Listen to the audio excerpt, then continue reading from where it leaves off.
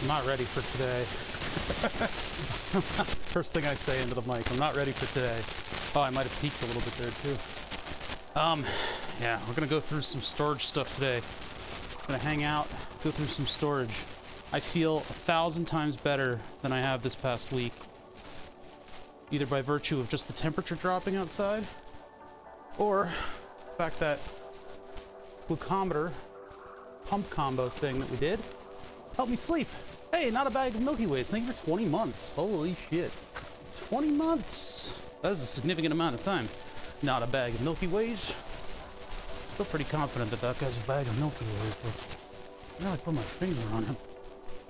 Can't really put my finger on it, huh? I don't know. I gotta get this thing out of the way. I'm gonna bump into it when I carry boxes in. Once I carry boxes into the shop from the storage stuff. Took all the storage stuff and I put it in. It's right behind the windows in the shop. This is an interior room, but it has windows on it for some reason. Move that light thing that I've been bumping into for the month. Oh, how's it going? How's it going? How's it going? So I feel rested. I'm still tired, but I actually feel like I got some sleep, which is rare. I'm thinking it's probably mostly because the temperature dropped, but because it's like, I didn't go to bed early. You go to bed early, went to bed way late at night. So it wasn't because I went to bed on time. This thing does curl up in some way as to not be too intrusive, but fucked if I can figure it out. I think it's like something like...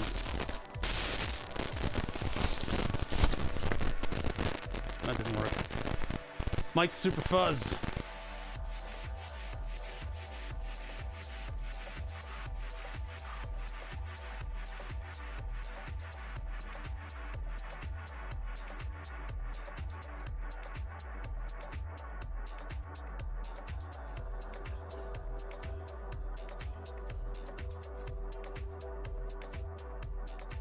Yeah, the mic cables might be at their life expectancy. Usually when I do that, it'll come back on. How's it going, everybody? Not really so much good morning for me anymore. It's actually good afternoon. I actually did get sleep. Probably due to the temperature change. Some of the static might be this. How do I fucking... It does this. There we go. But I don't think... Yeah, never mind. That's just gonna go up. I'm just gonna throw that somewhere.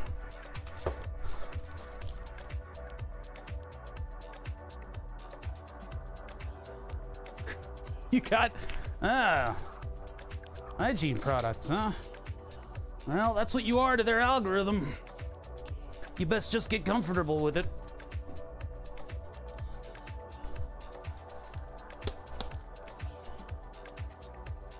I never had a problem with women's hygienic products being advertised, but I think we need to invent something for men, like the cock sock, and then they can advertise for the cock sock as well. And we'll see who's comfortable and uncomfortable.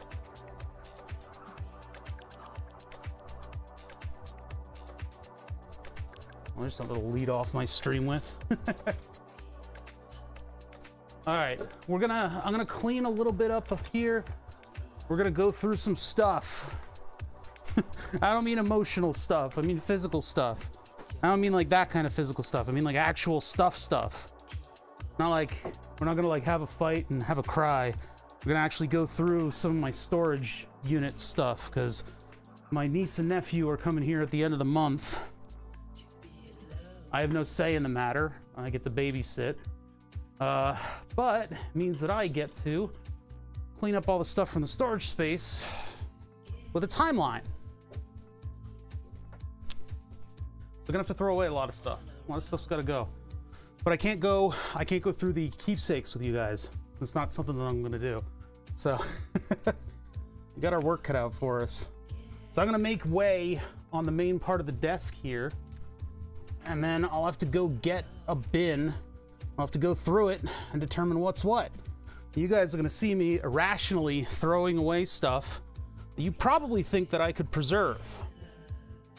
But the big takeaway from this is that time is money, and throwing something away that might have some value monetarily on the internet means that I have to spend the time to sell it. And that's generally the sort of the catch up. That's the catching point of most of that stuff. That's sort of the whole consideration there. And it's not something people are used to doing. Not something people are used to doing. And they go, oh my God, that's worth like $25. And it's like, yeah, but it'll take me 6 hours to sell. I'm not making that little money. eBay's the worst. Yeah, it does add a big valuation to stuff that is just intrinsically not something that you should hold on to. Where'd that rod go? There it is. This tool's important. Anyway, how's chat doing? I've been not looping, but I've been open looping for nearly 24 hours now. I've used almost the entire reservoir. I've used a lot of insulin. I had a Wawa hoagie. Okay? Don't you judge me. Don't you judge me for my Wawa hoagie.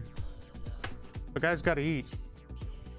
I'm still used to eating a big volume of food. I gotta start training myself to eat less and less. I'm feeling a little loopy because this thing requires me to input to it constantly. Two things that I need to solve. One is getting over all the training that I have to do for it, which I don't, I'm not knocking training. Training is very important with this kind of stuff. This stuff has agency over facets of your life, you know?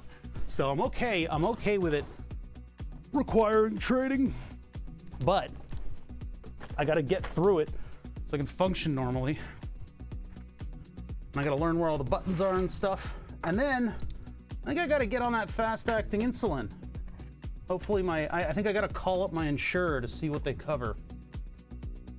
Call up the insurer, see what they cover, and then get my ass to Mars. Oh God, I gotta clean up these corners too, where I'm sticking everything right now. All the places that I'm putting stuff away, quote unquote. Those are even worse. They're even worse. They're not getting better because I'm putting stuff here. I'm just getting stuff out of the way. Let's keep those there. That's a great place for them. Everything is just crap. I'm not making a mess. I'm cleaning up a mess. Oh my God. What's a mess right now is my glucose levels. You know, I tucked in my shirt today and it stayed tucked in. My undershirt, that is. I tucked in the undershirt and it stayed tucked in. I don't have a tube untucking it. My stack of these is getting larger, yeah. Got a lot of these. Both of these, all of these, some of these. Pretty decent. Get that on me. All right. Yeah, this is going to be a bit of an undertaking. That's why we're not doing burn the subs today. It's because I am suddenly under the deadline to get cleaning of my stuff. All the stuff that's in odds and ends and storage. All my dark secrets revealed. What is yins? All yins, you know? Though yins, we don't do yins here on my side of the state. We don't do that. We're not brain dead fucking Midwestern troglodytes on this side of the state. It's the other side of the state that says yins and gum band. That's not us. That's not us. We have a brain cell between a lot of us. It's a violent brain cell. It often riots and does all kinds of crazy shit. But you know, it's our brain cell and we like it. We keep it over here on this side. All right, I need to. I don't know if this thing is going to let me give the insulin that I want to give, and the record keeping is all over the place. Yeah, instead of rubber band, they say gum band.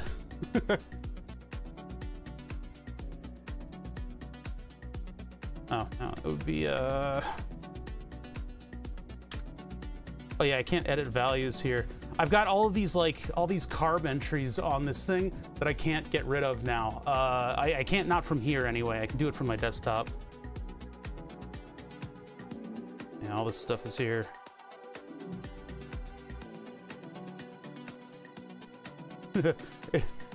It seems to think I have a shit ton of carbs on board, but it's a lie. I don't know if I see, it's like these things, but I need to be able to go into edit mode, but I can't here because I don't have the API plugged in. Yeah, isn't gum band weird? I don't know. Yins and gum band, and then they put ranch on everything. Autodesk is taking away local simulation from all versions of Fusion 360, and in the future, you have to pay for cloud credits to do Why are you doing this to us, AutoCAD? We had a good thing going.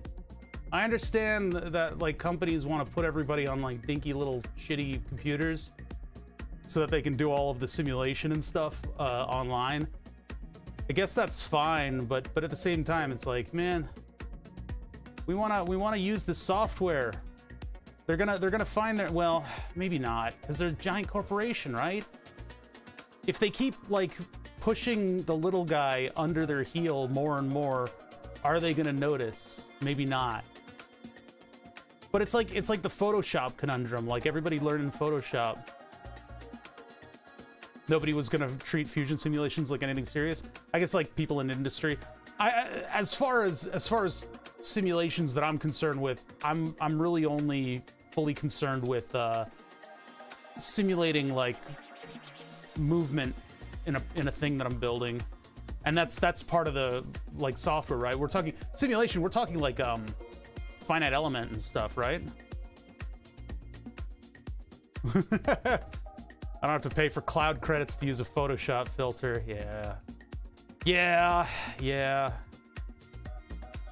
They tout all of this wonderful, beautiful stuff with the software where you could do like generative design and things, and then they, oh yeah, by the way, you gotta pay extra a little. It's like a sleazy booth that you gotta walk up to and buy it from, right? While previously executed local simulation on designs will remain accessible, any updates to those simulations, as well as any new simulations, will have to use Autodesk's cloud-based solver. This includes the linear stress, modal frequencies, thermal, come on, thermal and thermal stress.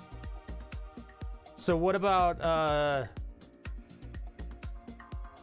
linear stress, modal frequencies, thermal stress?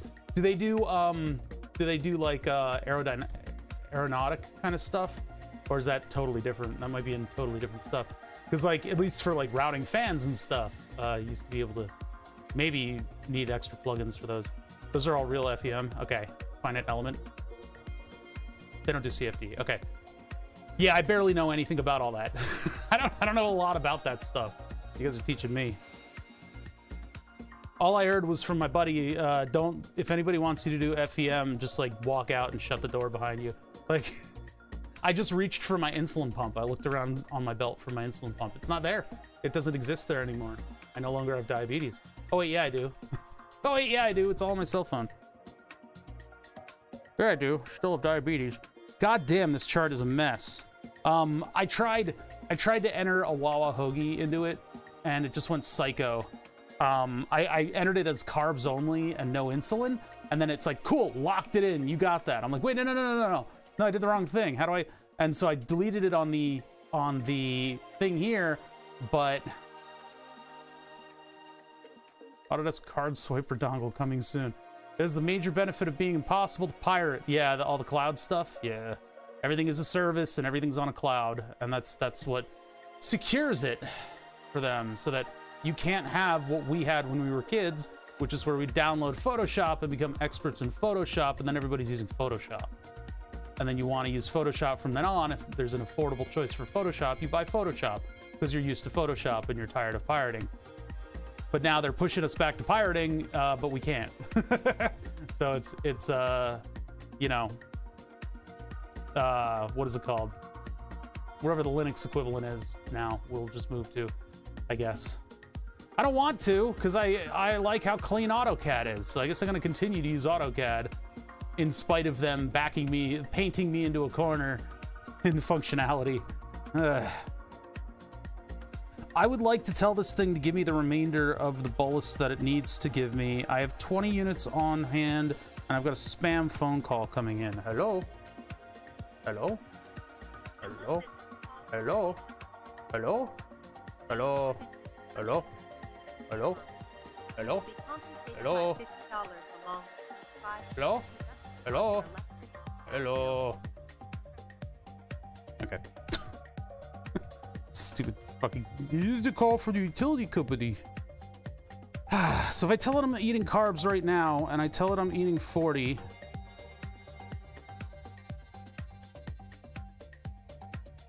It doesn't kick in until... And it only gives me 6 units. That's weird. Yeah, I guess I don't know. I told it all the stuff that I was going to inject, but it doesn't like it. I guess I'm gonna wait until the carbs on board and the insulin on board go down enough that I can tell it that I've eaten more than I've actually keyed in. I know eventually I'll be able to tune the looping system, but I need to get through all the training on it. Pay once and own it. That must be nice, yeah. SolidWorks and Libre, yeah, I know those names. The Eagle integration is really important for SolidWorks for me. Or at least AutoCAD. Pay once and you own it, yeah. Did my best impression. Told them that their computer's infected with a virus. Well, I mean, yeah, wasting their time is a bit of a noble pursuit, isn't it? How can they not know that they're part of a scamming operation?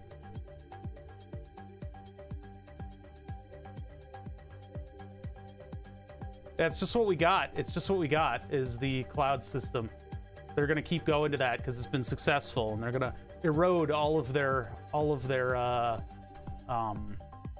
public credit while doing it. All the goodwill credit that they've built over the years. It's sad to see, but this is what executives do. I'm here to make unpopular choices. It's like, can we get something that has like some heart?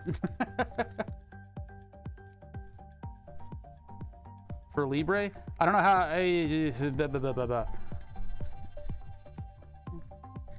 don't know. I'm not gonna give it a look. I'm sorry. Fusion 360 works for me right now.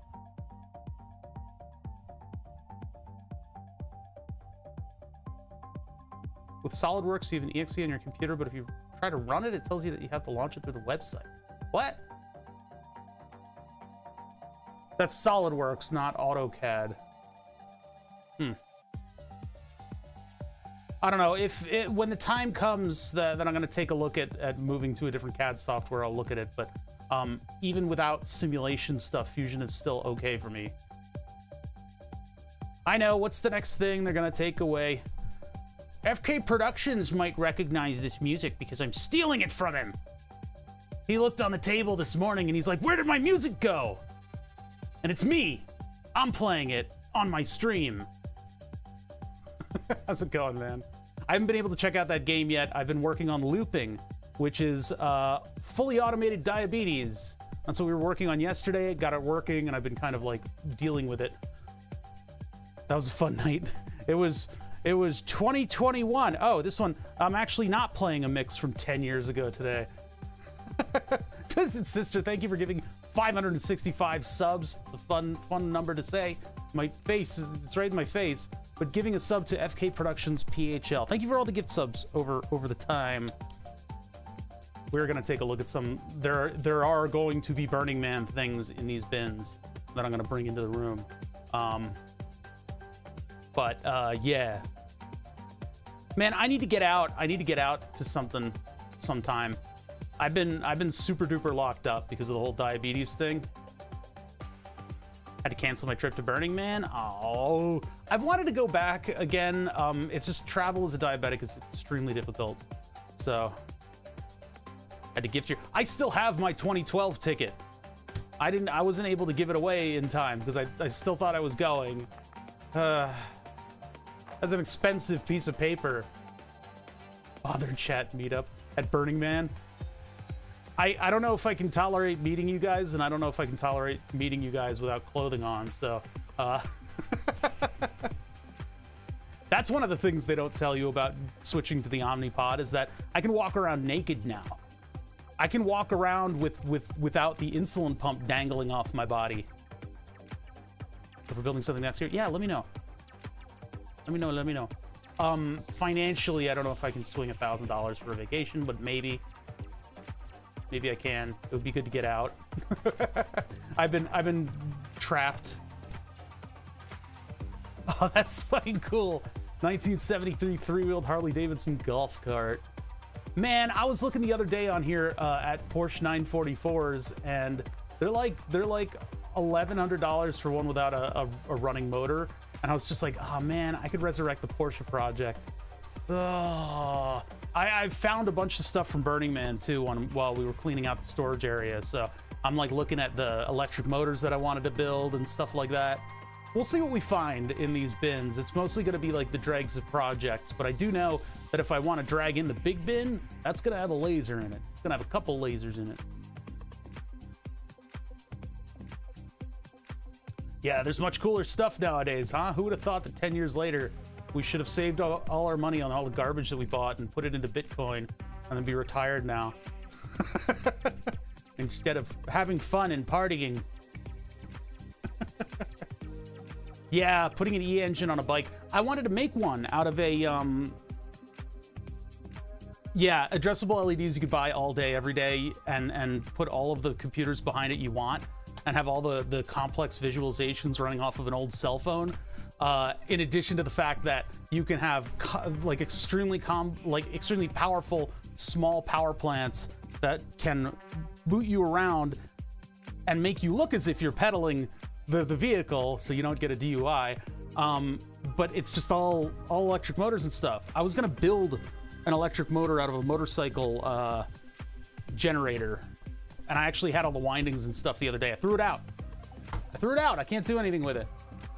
And then, of course, this is going to be the conundrum today, and I said this at the very beginning of the stream.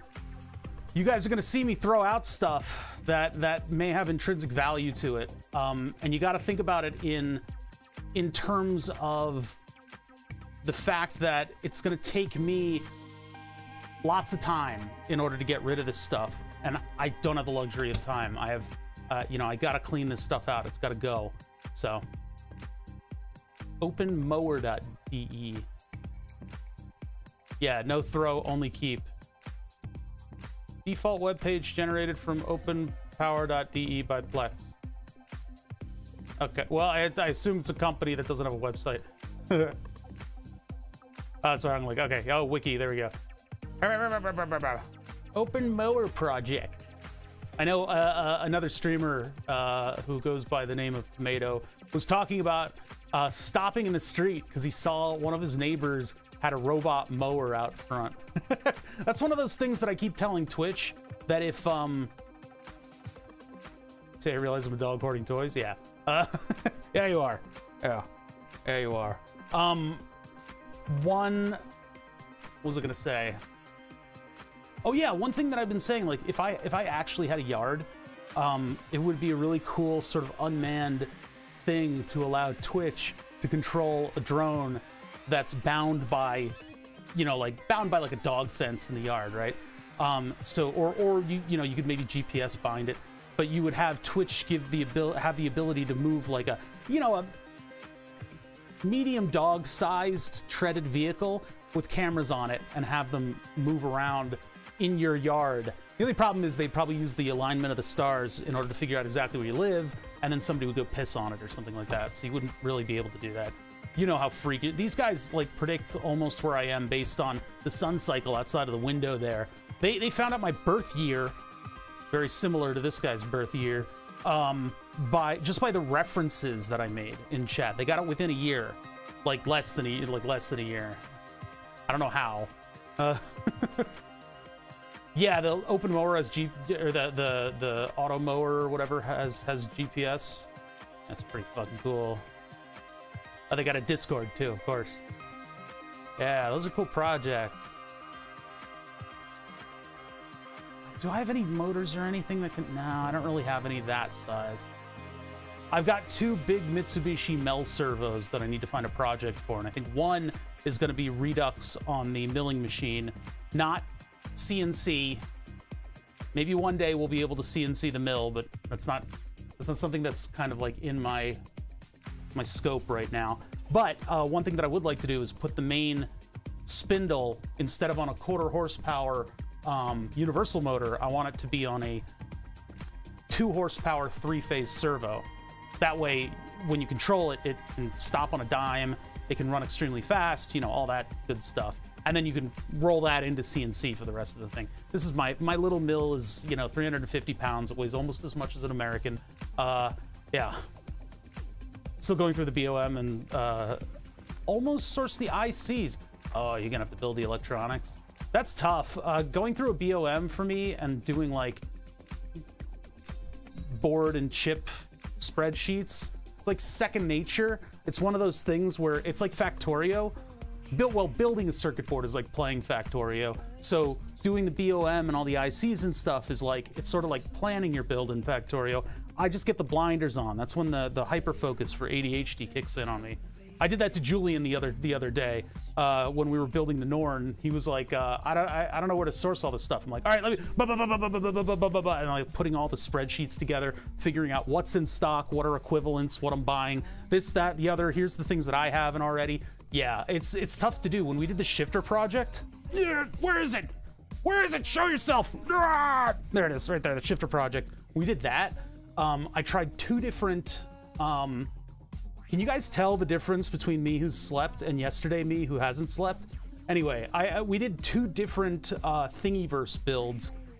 They both were extremely expensive. That one alone, the one that's sitting directly behind my spine, that one was $100 in screws and bearings and parts and stuff before I figured out what was going on with the project. Like, there's like a weird sort of like cost of entry for projects out of the blue like that. It's very stressful. It's very stressful because you're if you track project budgets at all, you're like, why do I do this? You know? Yeah, possibly. There might be stuff. I might have some weirdo stuff, maybe motor controllers that I haven't touched in years. Yeah, the designer doesn't care about DFM. Yeah, well, because they're doing a hobby project, yeah. And that's what we ran into with the CT3D project, is that he was using 4 or 5 different sizes of bearings when the loads on the bearings were all just from your hand. So any bearing would work in that project. But he had an aluminum shaft that had bearings on the outside of it, and then he had a pivot piece on that aluminum shaft that also had bearings on it. It's a free floating shaft. Why does the shaft free float? Why is that? So I got rid of the outside bearings, right? And then I sized everything to the same size bearing. Yeah, for a hobby project, you just go through from start to finish and you go, oh, I need a bearing here. This one looks like the right size. And you put that one in there.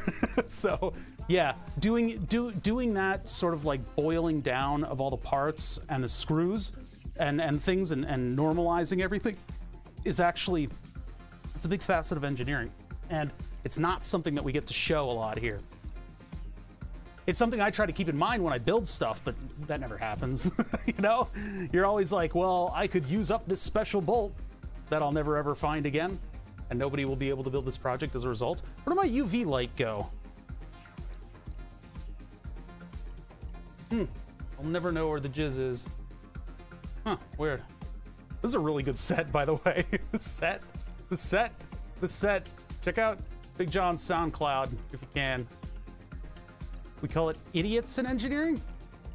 Heck that. Wait. Yeah. Somebody else wants to build it. They get to deal with it. Yeah, they get to deal with that stuff. Flash the club. District. I was listening to the Bubbles and Bass set from 2012, and that was also a jam. That was a jam and a half.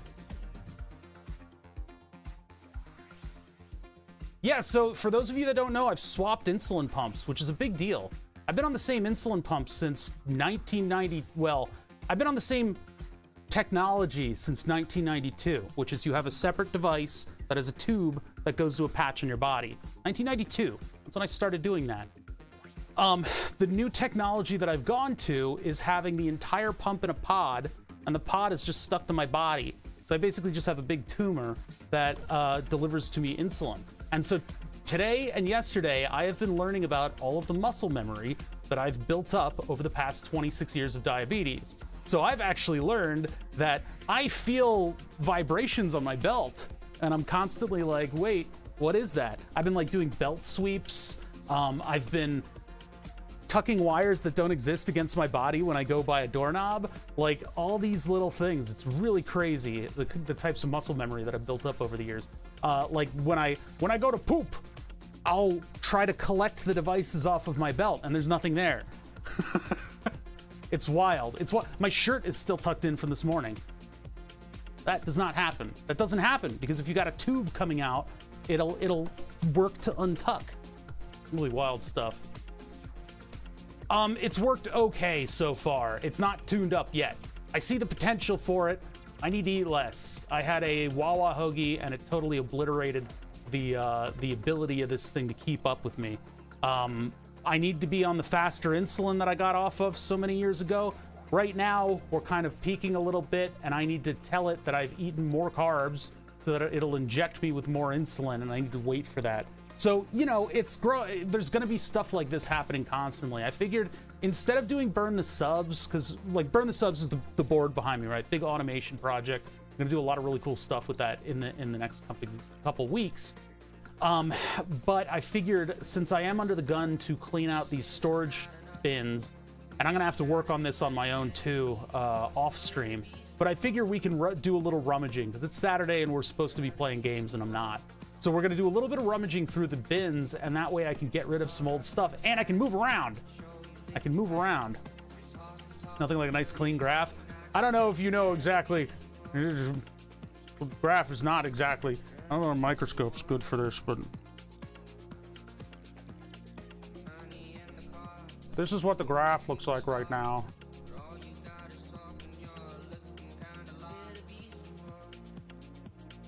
It's not clean. It's not a clean chart. Yeah, there's a lot of good data on the graph. You're correct. So my insulin is just getting over peaking. I don't think it's going to swing down like that because the amount of carbs that I ate. I think the orange line is probably going to be the winner in this case.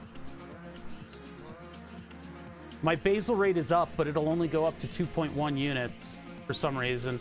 I set it as a maximum of 4, but it won't allow for that. And it thinks that I got 40 grams of carbohydrates in me right now. So I'm going to wait for the IOB to go down. I have 20 hours into this pump. How many units has it injected so far? It's got 200. Ugh. 24 hours, and I am almost at halfway through this pump. I'm not eating dinner tonight. I'm not eating dinner. I'm gonna have to go a little hungry. I need to change my eating habits to match with this technology. I don't want this technology to match to my eating habits because my eating habits have led to my weight. and that's anathema. I need to lose the weight. I need to be on a carb deficit. I need to this pump, this technology, this new era of bother. I need to cater my habits to it. Generally, people who talk about diabetes will be like, no, the technology needs to cater to you. You're the most important and wonderful and unique flower. And that no, I need to change my own habits. It's a wake up call. It's a wake up call. I gotta actually make this thing work for me. There's not that much of a difference between me and the next guy down the line, and they don't have, except for 150 pounds on their waist, so on the front of their body. So, yeah. I need some more flour. Thanks for reminding me. Well, glad to keep you in stock. I don't want to turn off the mix. This is the problem with finding good music. If I find something that's anything less than wallpaper, I want to listen to it. And this is a fucking banger. Like, this is really good. This is like, I was afraid that FK was annoyed with me yesterday because I was like clapping back at him with compliments. So now I'm actually just complimenting it. This is a good freaking track. I really like this. We'll give it a minute. God, having a clear desk in front of me. Well, let's not get hasty. Clear desk in front of me means I can see the cutting mat, but clear desk in a shop is non-existent. It's all good, no worries. All right, thanks. Let me know if you ever if I'm ever a little too spicy.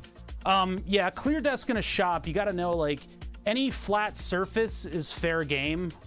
Oh my God, it's him. It's him. Okay. Any clear surface is fair game, and oh boy, do they fill up fast. I literally just cleaned off the brewing table. I need to clean it off again.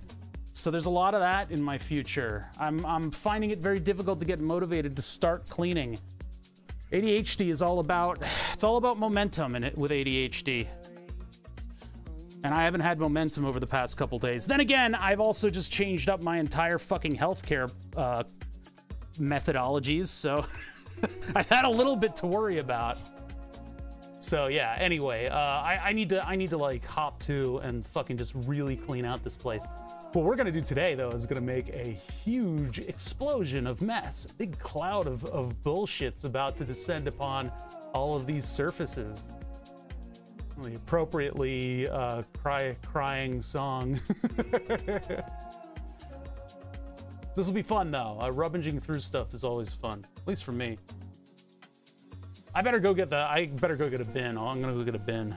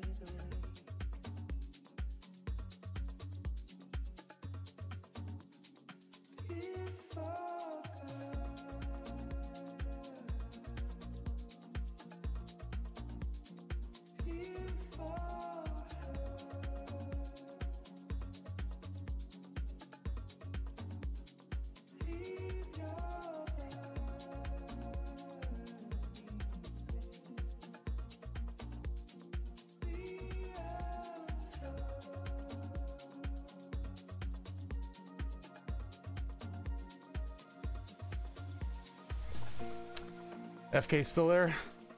Still there, buddy? I want to get confirmation that he's still there before I risk it all for the biscuit and show something on stream that I don't know if I'm allowed to show. Although,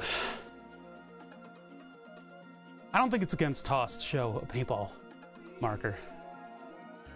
You remember this thing? The Phantom! Oh god, it's disgusting in here. CUI Incorporated. Phantom? No, it's not the Merlin board. Alright, this thing... Yeah. Yeah. These things still sell for like $300. Oh man. I think I put this stuff all away greasy because I'm getting grease on me from it. This is so back in the day, if any of you guys know paintball, back in the day, the meta was to have an auto-cocker that could put 1 billion paintballs out at you know, just 1 million billion paintballs out into the world for you to run into and get tagged out. And so what I ended up doing was going with a pump action, which was just one shot. And so I could just run around full speed and tag people out. I know, it's a marker, it's not a gun, it's a marker. It shoots paint pellets or pepper pellets if you're a Nazi. Anyway, I have a gang box in the shop with all the gear labeled Paintball War, just in case the paintball wars begin again. Yeah, I've got this in the Tipman sitting in cases. Auto cockers, because they auto cocked. They cocked for you. Do you want to cock yourself or do you want somebody else to cock for you? Come on, man. Get with the program. All right, put that back all the way over here. I'm actually outside of the shop with the mic on. Oh boy. These times are changing.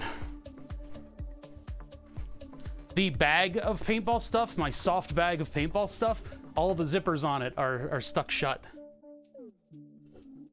Z grips for auto mags? I don't know, you might have. Auto mag Z grips. Wait, no, that was different. I'm just Googling it right now. Oh my God, that's right.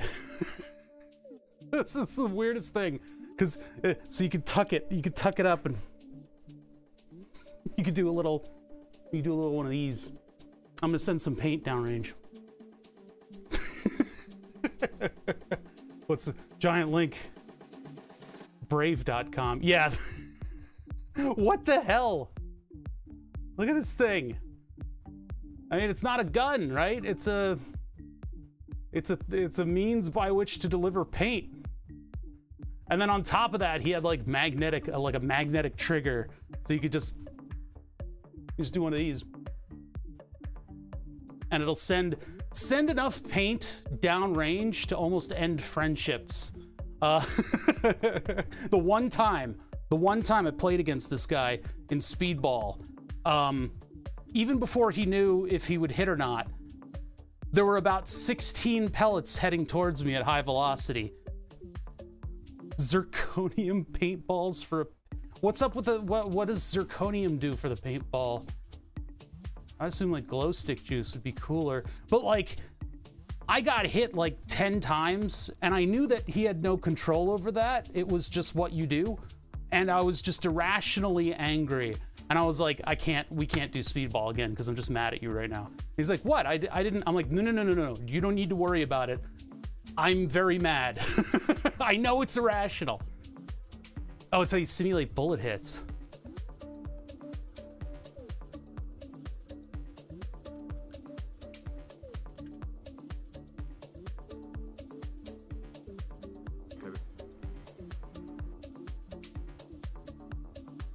Oh my God, that looks pretty fun.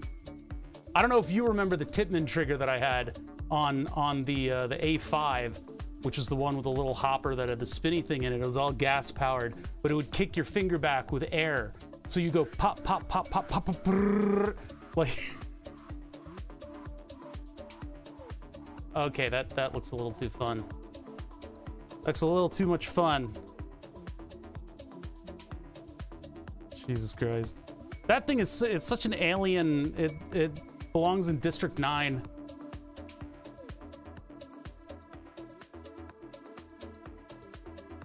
Oh, that's right. Yeah, you had the ability to... Are those... I guess those are kind of like igniters, so...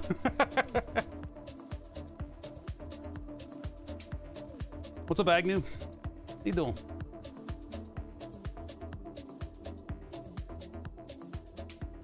Okay, well, these bins ain't gonna go through themselves, so I'm gonna start and I'm gonna explain everything again, and then we're just gonna hang out. We're just gonna have like a Saturday stream. This DJ looks like you. Yeah, we get that a lot. Are you two brothers? Yeah, paintballs. Yeah, I was looking up paintball stuff because I was like, this is cute. Like, this is all kind of cute. Like, let me just look up some. Nope. Paintballs and RC cars. If you get into 1/10 scale RC cars and paintball, you just have no more money. I mean, that's why these people get into airsoft, and then they can get real gun parts for the similar prices, and then they end up, you know, doing their little war game simulations. Thank you guys for the follows. I don't do fanfare for follows. You can follow introvertedly, and I won't freak out, I promise. Or maybe I will. Maybe I don't have to promise you that. But anyway. Mod chips, solenoids. Yeah, and you can get like the optical sensors and everything. Like, they've figured it all out at this point. But I think everybody's moved to airsoft because it's cooler, and you can use the real military gear and everything and not get it all greased up. I don't know how airball or what do you call it? I don't know how airsoft works. I assume what you do is you go and buy like an airsoft gun, and then you point it at a cop and you get killed, and that's how you play airsoft. But from what I've seen, people put on all this tactical gear, and then they get mad at each other, and they start shooting each other with these little plastic BBs until you get welts, which is very similar to paintball, except that paintball, you actually have like easy to see marks on you because there's paint involved. Whereas with airsoft, it's just, what's your pain threshold?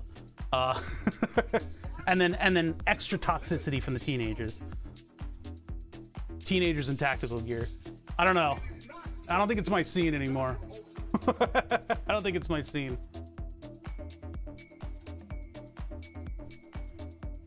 Oh, this is a much longer mix. Okay, so I'm gonna tone this down a little bit. All of this boom boom computer music that all these kids are listening to these days, because it's high time we get to stream. You know, we should get to actually streaming. CO2 6-pack thing. Yeah, that's actually really popular with the CUI marker. Is the ones that go like in the handle and stuff. You go and like load up more gas. Pretty wild.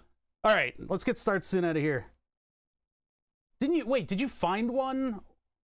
You actually had one, like an actual one, which is wild.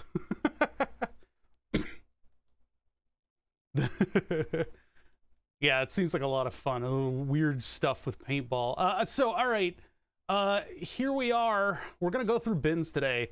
So, blast from the past from me. You guys will go, how old is this guy? And I'm just gonna take a look. Oh, really? It was that rare? We were looking at some other bins that I went through just before, just in case copyright strikes or whatever, or it gets muted. We were talking about paintball stuff just a minute ago. I found my old CUI Incorporated Phantom, which is a single-shot paintball gun, because everybody else, but marker, not gun, paintball marker. Everybody else was going with like super rapid-fire stuff, right? There's a paint everywhere. And then you're out like $20 in paint. I decided to go with the old school chunk, thump, and then the paint goes like you're aiming down there. It goes over. It just goes wherever it wants because there's a molecule of grease in the barrel. But I liked it because it allowed me to run around. And what we were able to do is, with the help of FK Production, putting out about 10,000 paintballs into the air. I could run behind the 10,000 paintballs and get to wherever I wanted to go. It was fun. we ruined a couple woods ball games by tagging the fort, and everybody had to go back into the paddock early and didn't get to play paintball for very long. We weren't nice people. Anyway, what are we doing today? What are we doing today? I don't know. Let's not do anything. Have a good weekend, everybody. No, let's actually go through some stuff. We need to go through some stuff. I just had to decommission the storage area because it's too expensive. Storage areas are ridiculously expensive over time. And so, I got a ton of stuff in bins. We got to go through the bins. I gotta pare down all the stuff. So I'm gonna get trash bags. We're gonna open up some things. I'm gonna take a look at it. We're gonna hang out a little bit, and I think that will make for a pretty good stream. I think rummaging is a lot of fun. Now, keep in mind, some of this stuff may have value. It may look like it has value, but I gotta let it go. I gotta just throw it out. There's no chance at all that I'm gonna be able to do 10,000 projects, and I know we're gonna find 500 projects in the stuff that we're going through, but I gotta let bygones be bygones. So a little disclaimer, aside from the occasional really, really nice thing, I gotta let it go. There's 2 lamps in one of these bins that I do want to hang on to because I think they're be good decorative things, and maybe I could just put them up somewhere on some battery-powered LEDs. But other than that, yeah. So let's take a look at what we got going for us. We'll just start. I got a bin like sitting right here. And then again, there's another thing that I need to do. Actually, let's finish up the paintball stuff first. This is my bag of paintball supplies. I don't know what's in here. In addition to the fact that I don't know what's in here, all the zippers have sealed shut. They're not playing zipper anymore. So I think the only thing that I can do is cut open this bag in order to get inside of it. So we're gonna start off the day with a little bit of surgery. Let me get a trash bag too. Need a trash bag. I mean, the other project that we could have done today that was a little bit more civilized than this would have been to make a tube tester. So that one's still on the docket, making a tube tester and going through some of my old vacuum tubes. Not old. They're actually, well, they're old, but they're for my audio thing, and I wanna characterize them and be able to figure out which ones match. So how do we get through a stuck zipper?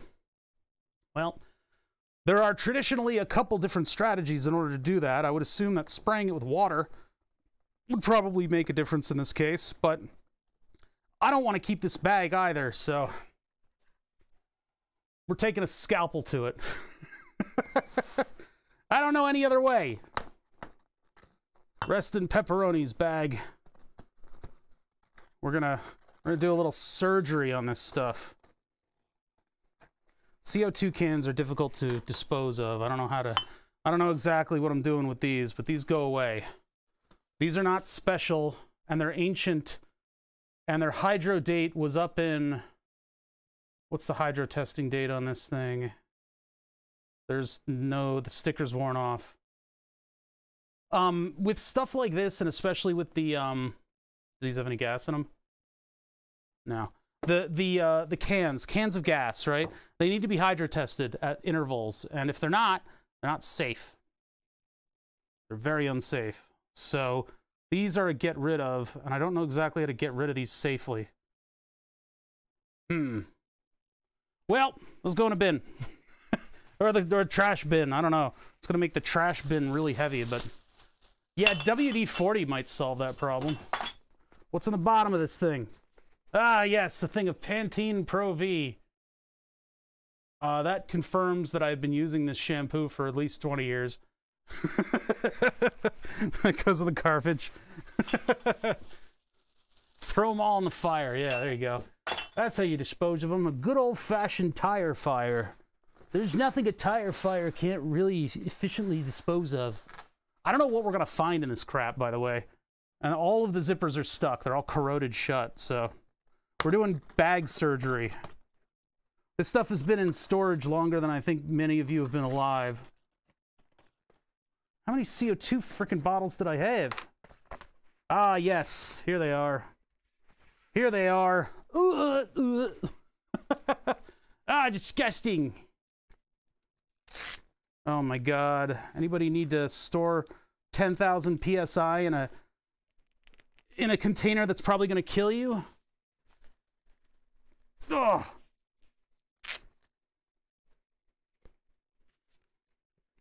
Oh my God. What year is this thing hydro tested to? Air America. And they call themselves a weapons system. Oh, it's greasy. Oh, Claritin Technologies, Glen Burnie, Maryland. Do not fill if cylinder has visual damage. Yeah, it's greasy. Retest every 3 years as per DOT. There's no pressure in it, but oh my goodness. Where are you? What are you hydro tested to? High pressure, max working pressure 300. No other markings. There's no date on this. There's no hydro test sticker, there's no date. This is as dangerous as it gets. This I should probably take an axe to before throwing it out. 6K test, but where's the... I mean, this thing says 300 PSI, well, 3,000 PSI max. This is a 3K. And it looks like there's visible damage. Oh, up here. No, 46341. 46341. I don't know. Yeah, I don't see a hydro test sticker on this thing. Don't axe 300 PSI. There's no pressure in it. Unless that gauge is broken. No, there's no pressure in it. All right. It's probably still good. I can't deal with it. It's like it's got like a greasy feel on the outside. I don't got nothing to do with this stuff. Expensive bag thing. This one actually I think I had to get. Ah, yes. 10/2003 is when the hydro test date is up for this one. So if it's past the year 2003, our hydro test is not up to date. Oh boy. This is nearly 10 years old in terms of hydro testing. And these are probably still fine. This one doesn't feel greasy on the outside. These are probably still okay. I just don't know what I'd do with them. I don't know how to get rid of something like this. People don't want to hydro test these. They want to get new ones because who knows what's happened to the epoxy in all these years. At least it hasn't been in the sun. I can vouch for that. No, it's 10 years, chat. You're wrong. 2003 was 10 years ago, okay? You shut the fuck up. You shut up. You shut up. You shut up. You shut up. You shut up. Throw this thing away. Throw it away. Shut up. Don't talk to me. Drop test. No thanks. I don't know what sharp stuff is in the bottom of these. Okay, there's nothing in there. All right. Next chamber that we have to cut our way into. Oh, man, it smells like I don't even know. There's like a particular mold to all this stuff. Ugh. Listen, chat, this is exactly what I'm talking about. There's 10,000 projects involving all the stuff in here. I don't have that bandwidth. So we're just the extraction team. We're not responsible for the ramifications of what we're finding. We've had to take a scalpel of this fucking thing because this bag isn't going to survive either. The sweet smell of death. Yeah, it's the bones of my enemies is what I'm smelling. The bones of my enemies on the paintball field. Cutting into the bag. You guys don't slice open people's luggage on the regular? Just me? Uh-oh, is that a receipt that's gonna have my credit card number on it from 20 years ago? It was a receipt at some point in time. We can be rest assured. It's just a piece of receipt paper. Okay.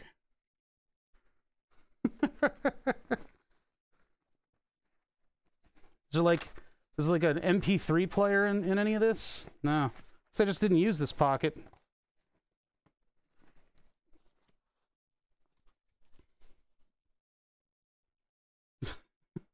They printed it on vanishing ink. Yeah.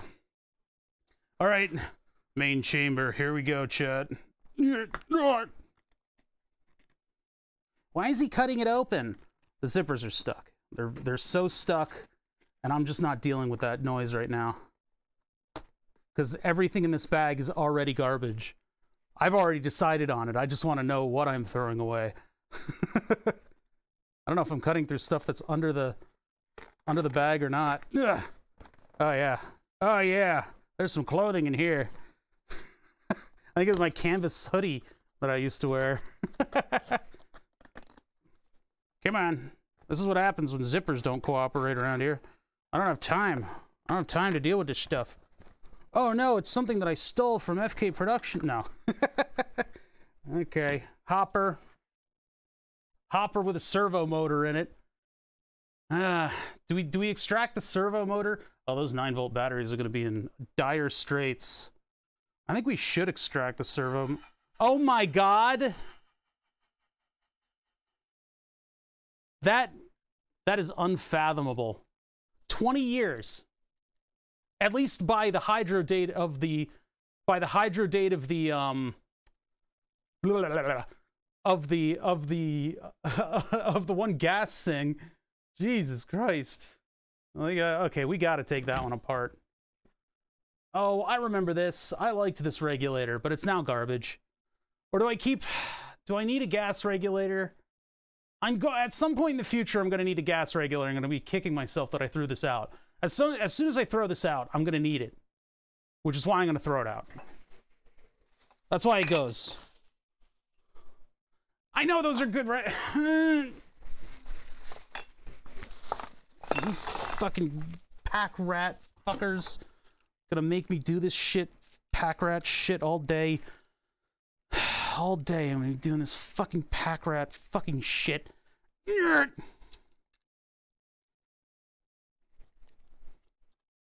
Throw it. No, because I've got a couple gas cylinders behind me and like actual pistons behind me, and if I want to put a piston to do something funny, you know, like a boxing glove on the end of it, then I do need a regulator for it. So in light of the stuff that I have, having like a 300 psi regulator is probably not a bad idea. Throwing everything else out though. Pack rats. Yes, a mask as old as time. I'm not even gonna look at that. That's going in the trash right away. Oh, my gloves. They were mountain bike gloves. I've got better gloves for working on cars now. I use the car gloves. Oh, fingerless gloves too. How cool was I? Oh, greasy rod. It's all moldy and shit too. All this stuff is just gone. It's just gone. I know, 100% I'll never use it. I know. We'll get that servo motor out and see if it's worth anything. Oh god, this smells like ass. Whew, I'm gonna be like coughing and miserable. There it is, my old V-Force. Oh, the plastic has gone off. It's all, ugh. Actually, that might just be because the place that I would always get hit in paintball is my head. I had a tendency to stick my head out, and that was what always got hit. Luckily for paintball, the masks are downright comfortable to get hit in the head by. What are the chances? Nope, not even. Those are appropriately dead. Oh god. Another glove. Garbage. It's all my paint. And there's still paint in these. If you could call it that. It looks like they've sort of become the shape of the chamber. There's absolutely no way in hell any of that's firing right. That's going in the garbage. That's just right away going in the garbage. And it's not just because it's old and I don't want it. It's because it is full of mold. A 1/2-inch wrench, really? And that's it. That's it for that. On to the next thing. All the stuff that didn't get put on the desk is going away forever. And I guess let's get the servo motors out of these two things. So those might actually have some use to them. If they're even servo motors, they might just be geared motors. They might have cored the housings out. We'll just take a look and make sure. Hold on, my pancreas is beeping at me. Well, not beeping. It doesn't beep. It just does temp basals. All right, there we go. Hopefully being a little bit more active right now is going to drive down my glucose levels. I've already got paintball scum on my hands. All right, so let's take a look at the one that still works. Board inside. What is this thing called? View loader. Revolution. The View Loader Revolution. Who knew at the time that it was a buy it for life? Because for a 20-year storage, this thing still functions. Well, functions is sort of a It's sort of a sliding scale in this case. This thing will never go back together again the same. I think I've taken this thing apart before. Seeing as the battery door doesn't even match everything. So what kind of batteries were in here? Ah! Oh dear. Ever active alkaline batteries. I guess they don't make them like they used to, huh? There's a little 9-volt right here. We'll take a look. Yeah, let's take a look to see if we installed turbo boards on them. Ever active alkaline batteries. For the long run, they weren't fucking kidding. They were not kidding. These have sat in a storage area. This is 2006. It was like 8 years ago. This is used by 2006. Yeah. So who in chat wasn't born yet? God damn it. So these have sat in a storage area in Pennsylvania for, you do the math because it's too depressing to me. This fucking thing, it still worked. It was enough to get a couple rotations out of this thing before everything exploded. So let's see what we got in here. Every single screw hole is cracked. I think this one took the better part of a couple tumbles. But we can take a look inside. We can see what's inside of this thing. Let's use the old man screwdriver. That's going to give me enough torque on these guys. Use the old man screwdriver. I forgot to return this to the old man house tools drawer. Oh, okay. Okay. I think a lot of these screws are not really participating at this point. This is so trippy. Oh man, all this gear, you know. This is all in storage. Post-apartment storage. Some of these are going to come out, and the others are just probably going to have the plastic crumble all around them. For instance. This one's all corroded. I wonder. Yeah, that's what I thought. Okay, moving along. That's the eye. And then that's garbage.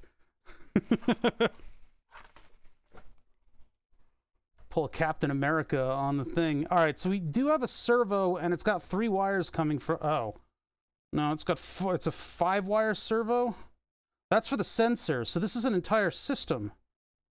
So no, I can't get anything from this. Darn it. Yeah, this is just a gear motor. They're just using... The servo is just the housing for the gears. That wouldn't even kill a turtle in the ocean. No, the turtle would be able to fight back. I don't need an electronic eye for anything, and I certainly don't need one of these forks. And everything has this greasiness to it from the paintball stuff, so that's garbage! Okay, chat, welcome to my paintball stream.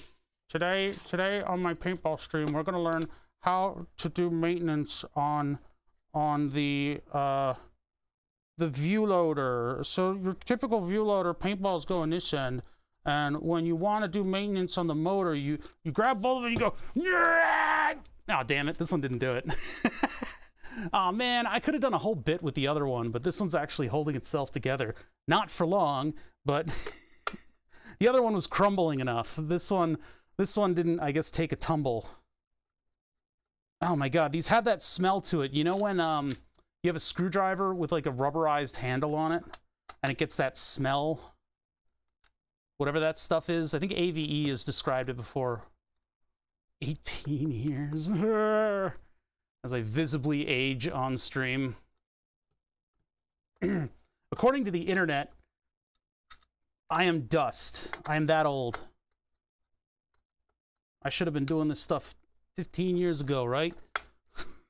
The internet has a problem with people who are old. I don't know what it is. This one's actually pretty well together, aside from the fact that it smells like an old man's tool chest. That sounded really dirty. That's not what I meant. I meant like an actual, you know what? Forget it. You know what? Forget it.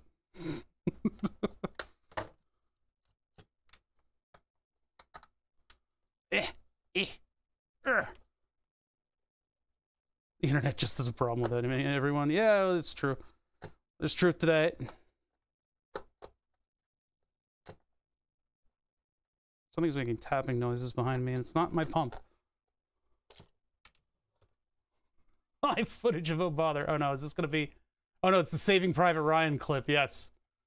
I think about that constantly, because it's always happening to me.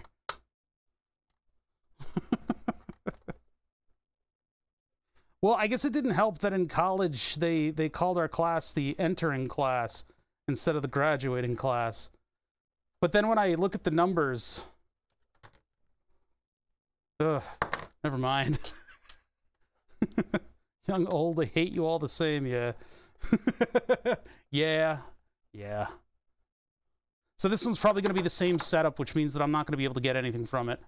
If it was an actual RC servo, would have been better. What's wholesome? Did I accidentally wholesome? Ah! Wait, what's still holding you together? Oh my god. You guys remember... Oh, you guys remember Procell? I don't think I should be touching this much. Okay, Procell, you go in the garbage. Oh, you mean hating everybody? Yeah, okay. I get it now. I get it now. I get glurp. I know what he's glurping. Oh, I forgot a screw. That's what it always is. Eh. I don't know how much of this taking apart shit we're gonna have. There's gonna be more interesting stuff in some of the next bins. Please! Oh my god, this thing smells like fucking shit. I hate whatever that smell is. It's the smell of like an outgas from like a certain type of plastics. The like rubber handles that get kind of greasy and start smelling really tart. Yeah, so all this is it's an indicator light, on-off switch. You've got a transistor and a resistor and stuff, and it's basically what it's doing is it's running the electronic eye, and then when the electronic eye is open, it just puts power through the motor. That's it. The only reason they're using a servo housing is for the gears inside of there. So that's it. That's the only reason that they're using a servo housing inside of this product. I would assume now that they're saving a lot of money by not having all this crap. You know, not having all this extra plastic. But back in the early 2000s, that's what they did. All right, all this stuff is just pure garbage. I don't need a paintball hopper for anything that I do anymore. Not anymore, I don't. And the ever-active battery, you lasted 20 years in a storage bin. Congrats, you've done it. You win. You now go in the garbage. The Tipman A5 hopper. Am I doing anything with that? I want to say no. I want to say no, I'm not doing anything with that. It's a special hopper for my old bay, my old favorite. And it all smells. Yeah, especially this one. I once got hit in the hopper. You could see the paint in there still. Oh well. Goodbye. Garbage. It's all garbage. Should I wash my hands or should I continue? We should just continue. I'm going to move this garbage bag because I think it's overweight now. It's got all this crap in it now. Let me move it out of the way and we'll go on to the next bin of my sordid past. Boy, look at how efficient that it's now twice the size that it was before. I could have just thrown out the duffel bag because everything inside of it was trash. Except for one regulator whose springs are probably already, like, just dead. Those springs are probably not good. Alright, on to the next bin. Making progress here, chat. The more stuff I throw out, the better. Trash bag number 2. Welcome to disposal culture, which I try to avoid as much as possible, but it gets to a point. You know, the type of people we are, the type of stuff we do here, we don't like wasting stuff. We don't like wasting stuff. Oh, you haven't seen the new board in its entirety? Yeah, it's a live edge board. We got it in Lyddith, Pennsylvania. Oh boy. There are some keepsakes in here. No.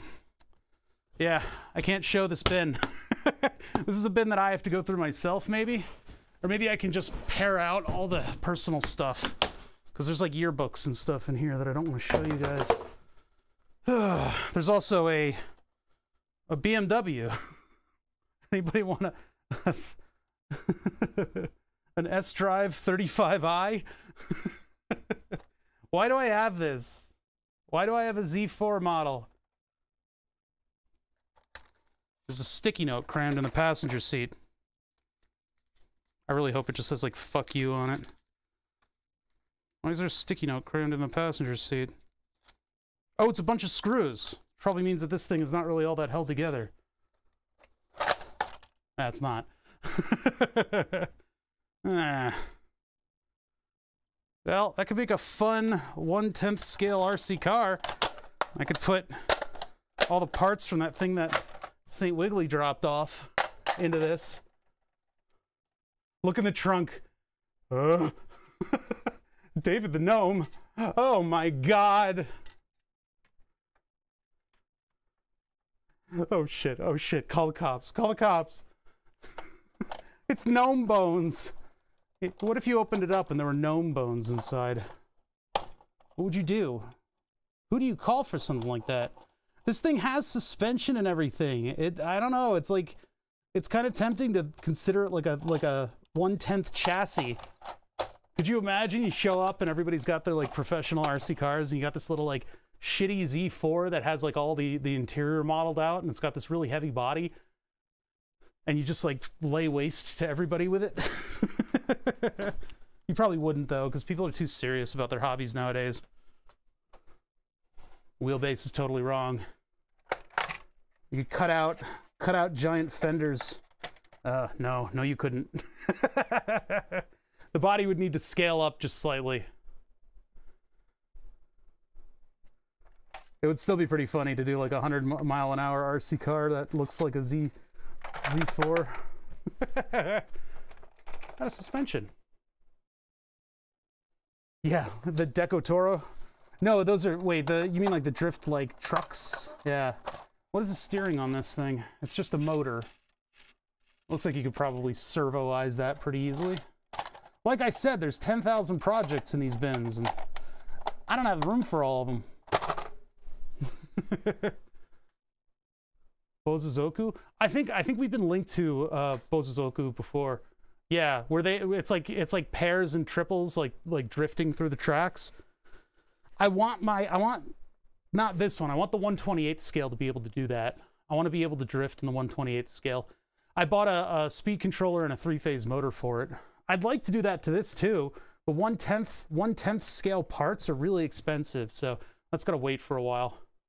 Bozozoku's motorcycles. Okay.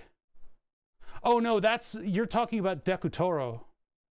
Yeah, the huge bumper lips and the big exhaust. That's Deku Toro. I'm probably, you know, heavy American accent, but whatever. Deku Toro. Deku Toro. Ah, there's like grease on it. Ew. Ew, ew, ew. So, man, you know, like as fun as like a BMW RC car is, we already have the BMW RC car. We already have the RC car project. So I think I have to let this thing go. I think I have to throw this out. As much as I hate to, because it's got like headlights and like all the little interior bits and stuff. Like this is meant to sell cars. And I don't know how it ended up on my chopping block, but I'm considering this thing chopped without further investigation, just because I can't deal with more plastic that will lead to more projects at the moment. That's where I'm at. And it pains me to do this, because this would have been really funny to put like 1/10 scale RC car stuff into and have it screeching around and drifting. It's gone. Rest in pepperonis. All right, those are yearbooks. And the rest of this stuff is like books. It's like books and stuff. It's a heat shield. Caliente. My old oscilloscope and other school stuff. Yeah, these are all... I can't show this stuff on camera. Moving on. What is this one? It's like a poster for something. I don't know what it is. No, not gonna mess with it. Okay, we gotta go to a different bin because this one's a keepsake bin. I feel it. Hard choices. It sucks, right? All right, I gotta get another bin, so I'm gonna leave you guys a little of this, which needs volume. I got more stuff to get into, so let's go. This bin will go to the side. And any other keepsake stuff I can consolidate with that one. BRB.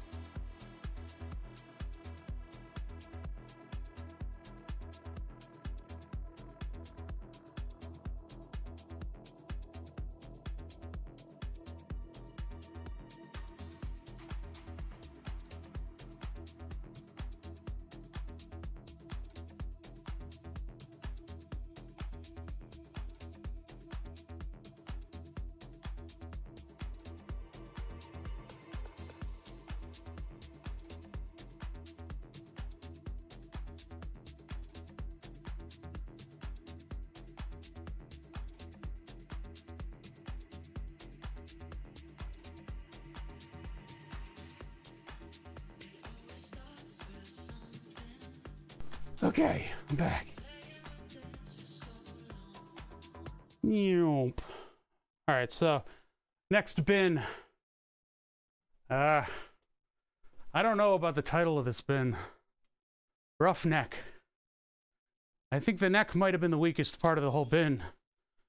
Maybe using the term roughneck was a little bit presumptuous of this company. I think maybe they should have called it something else, like rubberneck. Rubberneck would have been a good choice, seeing as what happened to this one over the 10 or so years that things are in storage. All right, what do we got in here? Oh my God. The bin is garbage, among other things. All right, well, here we go. Y'all remember this? We had this thing out. This is sent in by somebody, I believe. I don't think this is one of my finds. I think this is somebody sent this in. Is it Tim? No. Someone working for IBM, I believe. Nucleus Incorporated. Copyright 1988. I think he tried to figure out what this was. I think it's a monitor driver. Something along those lines. Yeah, these are part of the dark secrets. The dark evil secrets of the bins of the shop. It's got a 4 megahertz crystal on it. And an Altera? Yeah, an Altera. Epic 18. No, it's EP18. Might be a PLL. Not a PLL, like a Logic thing? I don't know. Yeah, these are these old 90s PCBs where they put everything... So they did everything vertical on one side and horizontal on the other. Everything goes one direction on one side, the other direction on the other. That's all logic tips. Kurzweil K2500 synth. I don't know if I keep this though. It belongs in a museum. It's got a bodge job fix on it too. This is the real dark secret stuff that we're getting into now. These are the project-y kind of bins. I ran into another keepsake bin when I was over there. There's 2 more project bins, and one of them is enormous. That one contains the laser stuff, but this one is one of the other ones, and it's one of the ones that was towards the top of all the stacks because you know, it was collapsing. There are test points here that actual oscilloscope points can go to. DSS1 and DSS2. Let's look up what this board is. Let's look it up. Chuck it, it's garbage. You weren't the one who sent it in. Who sent it in? It might have been Tim19862. I'm not sure. Oh, oh my God.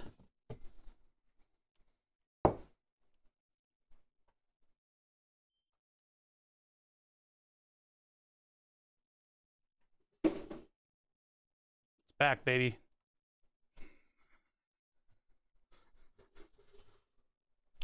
Hail to the king. January 3rd, 1993. The year after I got diabetes. This is my brother's. I have no business with this. You guys remember Crystal Pepsi? It's all the rage back then. There's even nutrition information on there. Right now, there's a new taste loose on the planet. A completely different kind of soft drink with a unique cola flavor. Absolutely clear. Okay, arguable at this point that it's absolutely clear. Wonderfully refreshing. I think I'll get a disease if I drink this. I think this is how you get beaver fever. Everything you want and nothing you'd expect. No, I think I'd expect a disease. What you get is purely the best. I doubt it. All natural flavors, no preservatives, no caffeine, no artificial colors. Contains carbonated water, high fructose corn syrup. Yeah, of course. Ugh. I don't know the environment that this thing was kept in. Let's find out.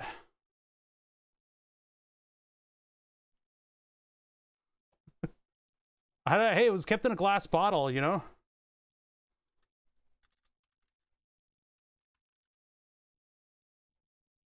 She-Hulk merchandise.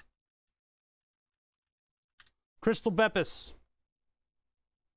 2022. 1993. Oh, dear God. Mine's not even the worst looking one. $90.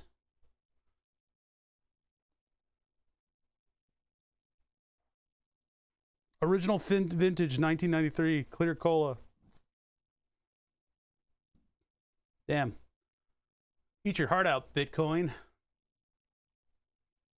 Yeah, $70 if it comes with a bunch of stuff, and they all look equally disgusting. $35. I mean, it like seems to vary between 30 and 120. If it's full, it's like $100-something for this thing. $200 or best offer. Ah, I see where we're going with this. These are or best offers. Yeah, $40 or best offer. So I don't know if it's exactly going for that much. Mine's clearer than the... No, maybe not. Mine's clearer than any of the ones that have gone brown. I don't know what to do with this thing. I just give it back to my brother.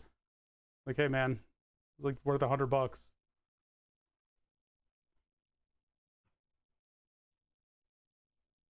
Do I drink it? There's no way in hell I'm gonna fucking drink this. Even if it is on stream. I'm not going to the hospital. I ain't going to no hospital today. That thing's like a super fun sight in a can. What the hell is this thing, though? PCA 11 ADC, so it's an ADC. PCA 11 ADC.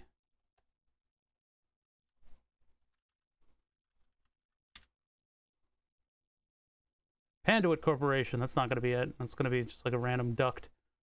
I mean, that's pretty cool. I don't know what it is. It's certainly not worth $50. It's on the packaging. If it senses Crystal Pepsi, it shuts down. It just shuts it down. Nothing works.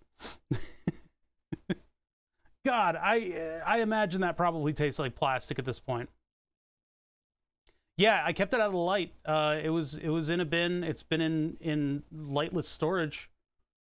It hasn't exactly been climate controlled, so I assume that whatever plastic is in the cap is probably leaked into everything. There's definitely no carbonation. Definitely no carbonation.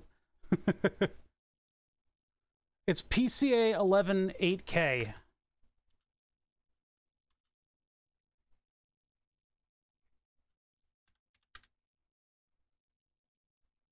I don't even think we'll be able to find anything about it. Google Images is kind of dangerous. Hold on. Go over here. Yeah, there's nothing. What else do we have to search on it? PC11 8K, Nucleus Incorporated, 1988. Oh, not even, where am I typing? Where am I typing? I don't know where I'm typing. I'm just going to type in my password. There we go. Okay, it logged me in. It logged me in. Nucleus Inc. PCA 11 8K. In the bag? No.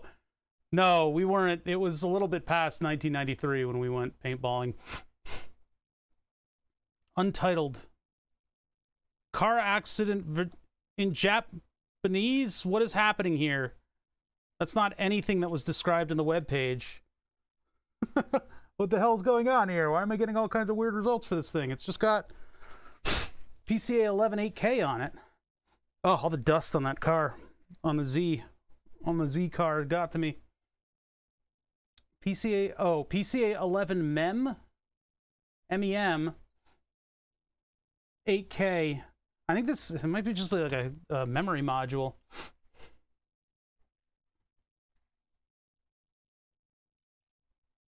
PCA 11 MEM. This thing existed. It lived and died before the age of the internet. So there's very little chance that we're going to be able to find anything completely about what it is. This thing, 1988. Don't think it made it very far. Made in the US of A. There are more numbers that I could look up on this thing, but it would have been nice to know what the hell this thing is. PCA 11 MEM. And if it's something of mine, it might be from some like research operation that needed a little bit of memory. And if it's something that was sent in, the fellow worked for IBM, and there were a bunch of like parts that they used in like ancient computers there to do like computer research stuff. So I don't know. I don't know what this thing is. I don't know what it does. I'm afraid of it. There's probably a nuclear silo somewhere in the middle of the country that could desperately need this board.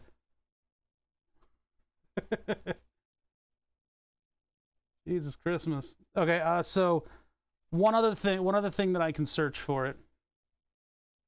PCA 11-80C, and then I got a number. So PCA 1180C. Oh, well now we suddenly have all this information, huh?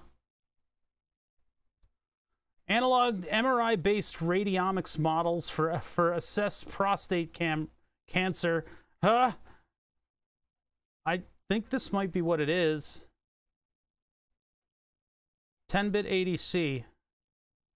What's the date on this thing? It's not scrolling. 2007? Okay, I don't think that's right. I don't think that's right. Where's my hardware? Show me the hardware. Show me the hardware. Oh.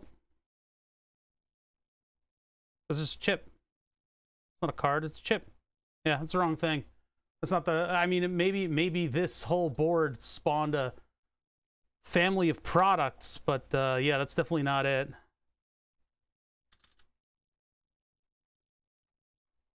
Mercury in head hair samples. Nanobodies targeting prostate. Okay, we're this is a... I don't know what it is. It's just a card. All right, neat. I can't throw something like this out. What do I do with it? I'll put it aside on top of the trash bag. What form factor? Whatever came before technology was invented. What else do we got in here? All kinds of goodies. This bin, I think this is a garage bin, so it's full of all kinds of crazy stuff. So, old capacitors, I think, are out. Powder coating gear. I loved my powder coating gear. I got a lot of use out of it. This hot coat system.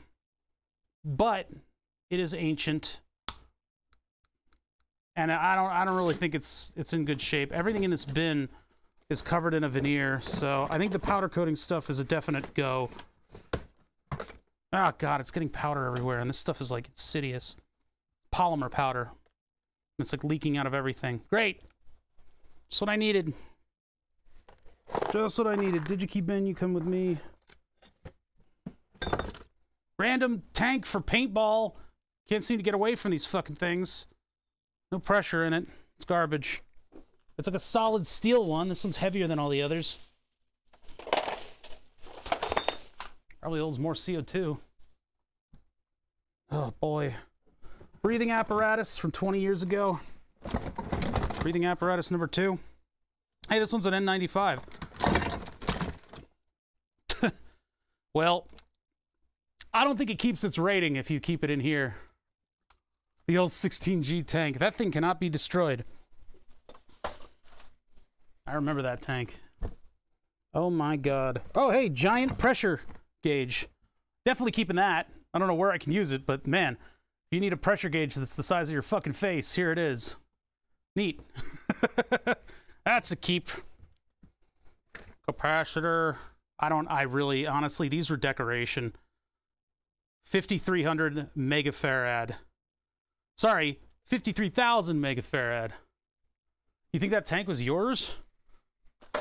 I could keep it aside for you. Haven't really had any use for it in 20 years. These are like stereo system capacitors. AC box fans. You never want to throw these out, right? I've been looking for 20 years. Caps could be for some FM station transmitters. A lot of this stuff came from cleaning out the basement labs of the University of Pennsylvania, so that's where those caps came from anyway. I mean, these are like, if you have like a rack and you want to, but these aren't like efficient anymore. These are like, these are so done. They're metal housings too. Why would you want a metal housing AC fan like this? Eat up all your current. How much does this eat up? You'd like cut your fingers off on these fucking things. Pabst Morton. Pabst Blue Ribbon? I'm gonna go for one of those right now. Made in Germany. So 9 watts. A little 9-watt light bulb right here. Pabst is a good brand? Oh, it's a German brand, yes. I can't keep these in good conscience because I'm not going to do anything with them. You know? I mean, I could hook them up to the rack over there, but these weigh like a pound each. I can't do it. I can't do it. They got to go in the garbage, Chad. I'm sorry. I'm so sorry. And the bearings still feel good and everything too, but if I ever need one, I'll buy one. I wonder how much those are worth now. Hold on. Hold on. I gotta do a quick little.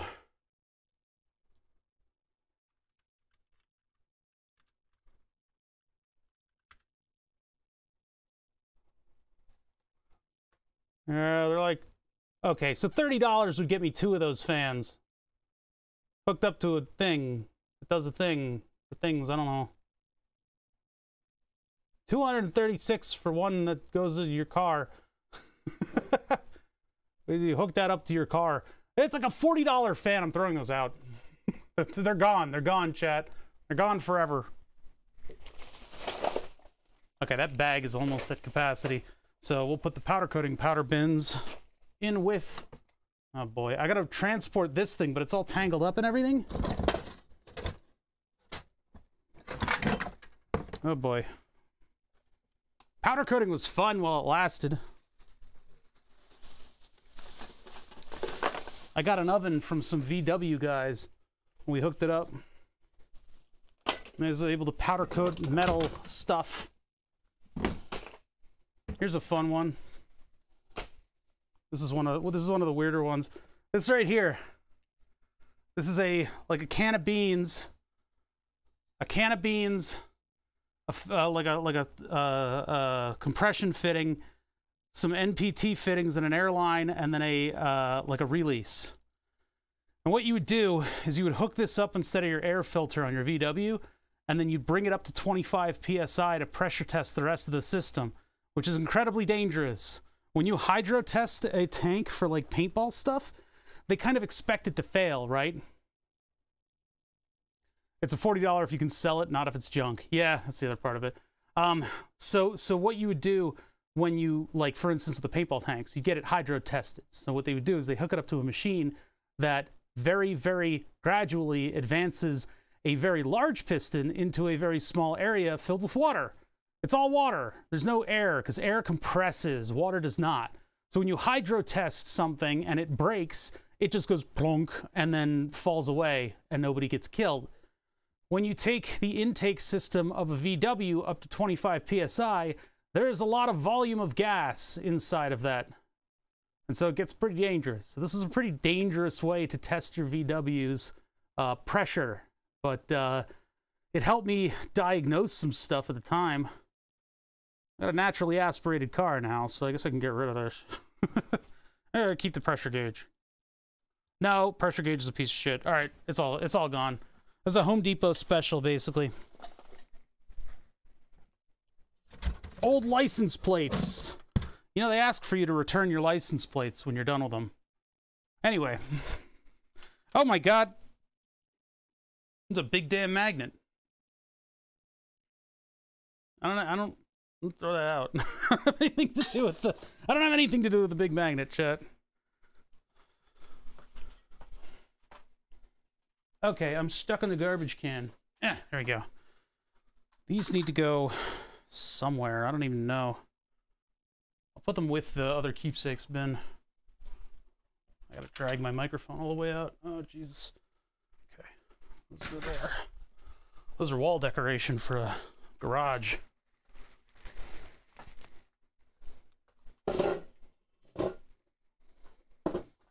Okay, back to the big bin.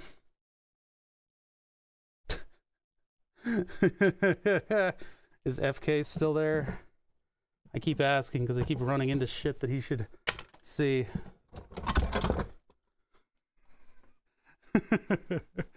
In college, I had a squirrel cage fan, and we bought some natural charcoal, and there were bricks left over. There were bricks left over in the backyard when they did the patio. And so we ducted the squirrel cage fan into the bricks with the natural charcoal, and we got a cast iron corn mold, and we melted down a bunch of aluminum bars that I happen to have. Corn mold. That was a fun one. I'm keeping that. It is a giant chunk of metal, but oh man, all my painting stuff. All this is garbage. Oh my God, files from one of my old jobs. Is that thing still good? This is a company that I worked for like a one internship, and there's like files on here on this CDR. What kind of infernal technology is this? You guys ever heard of this stuff? Apparently you read this optically, but I don't see any data on there. Eesh.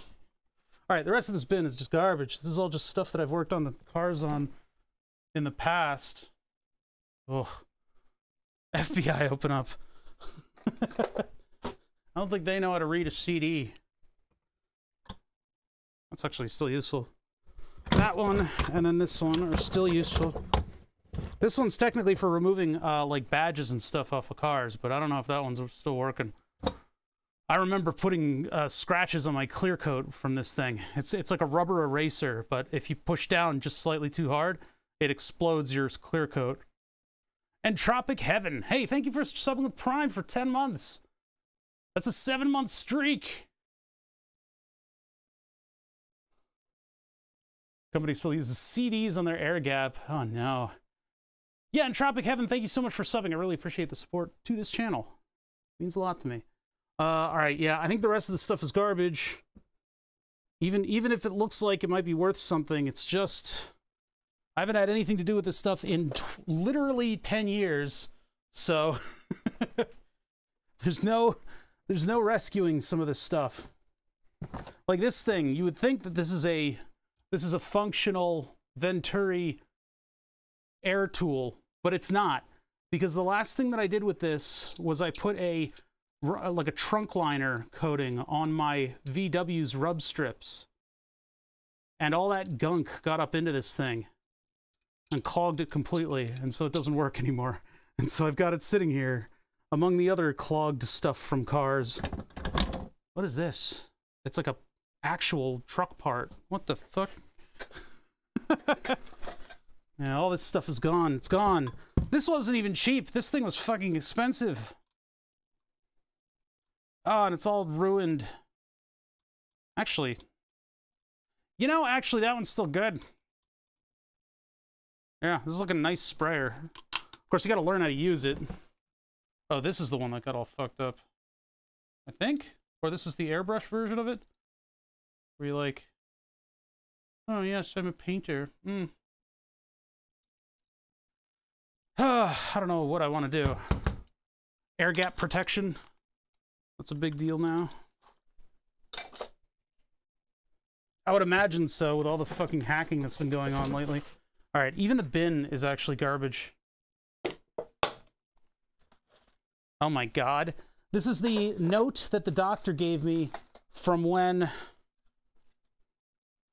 I went DKA at Johns Hopkins. It was also simultaneously the time that FK Productions learned how to drive a stick-shift car. Please excuse James from one momentary lapse of reason. Get out of jail free, in parentheses. I don't know why he wrote me this note, because we just graduated college. Like, we graduated, I don't know what this would have excused me from. But the lapse of reason was because I ate a scone at Starbucks, and I thought that I was having the symptoms of hypoglycemia, and I forgot my glucometer at home. And that led to a cascade of hyperglycemia and pain as I went DKA. Okay. One of the big features they're using to sell data tapes nowadays, air gap protection from encryption viruses. And after Stuxnet, you can't use thumb drives reliably anymore as your air gap. That is a heavy garbage bag. Holy crap. Might be at our limit for organizing today. This might be it for today. We'll resurrect lasers later. Ugh. Ugh. Jeez. Yeah, that's I think that's it for today for going through boxes, because we've made some sizable contributions to the storage of this area. Oh, there's still a couple things for us to look at, but yeah, that's that for those. And then I gotta get to the other ones tomorrow or the day after, and we got other stuff to work on. I can't just toss that bin around because it's full of powder. Oh my God, okay. Ugh.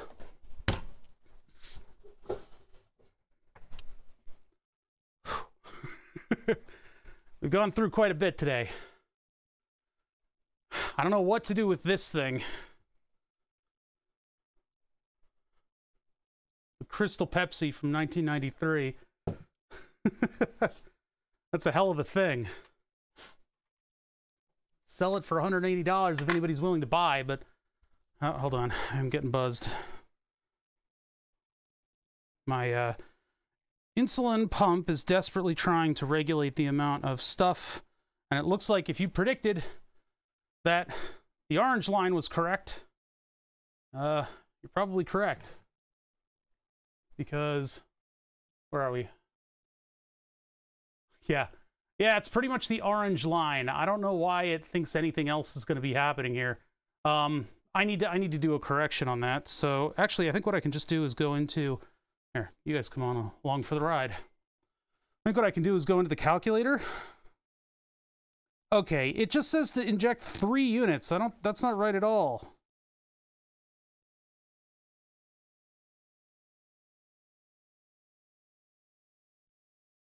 So that would be 80 carbs in addition to the 40 that I had before. And that would be an entirety of a Wawa hoagie, which, there we go. So now I'm actually going to get the right amount of insulin, which means I'm over half of the amount of insulin in this thing in the pump in less than 24 hours. Well, in just about 20 hours, I think it was. So no dinner for me. No eating dinner for me. I got to make it last.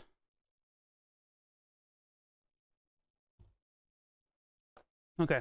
Yeah, so with Stuxnet, at least from what's on the wiki, what I understand, the virus was able to get into tapes. Oh, it's this one. I've been looking for this one. It was able to get into tapes. And, sorry, not tapes. God damn it. It was able to get into, like, thumb drives. Like, it was able to, like, integrate itself into the thumb drive. So that's why I think maybe places are a little reluctant for, air gap via thumb drive, which would be the more modern way to do it. These things are cool. You can lock them down. Yeah, that locks it down. You get your little bank vault. And they're very difficult to turn. Thank you for the follows. Appreciate that. You guys are helping the channel grow. Wait, this one goes to 11. Oh, it goes past 11. Does it only go to 16, or do we get to 20? Do we get to 20? Ow. This thing's like hard. This is difficult to turn. Ah, where did it go to? 14. A, B, C, D, E, I guess. I guess it counts in hex, but it does it in decimal on the outside, huh? That's a weird one. Yeah, these are potentiometer covers. These things are pretty cool. You're trying to make something that, like, you know, you want to have actually, like, calibrate, or you want to get back to the same number again. I got a whole box of these things and nothing to do with them. Maybe the synth that I make for Julian should have them on there. This one's my favorite, though. This one's my favorite because it's way more sensitive. This one's a lot cooler. This is the kind of stuff that TurboNAD we'd exhume TurboNAD to take a look at this stuff if we could. I'm looking for what view I want to do. That's not the right view.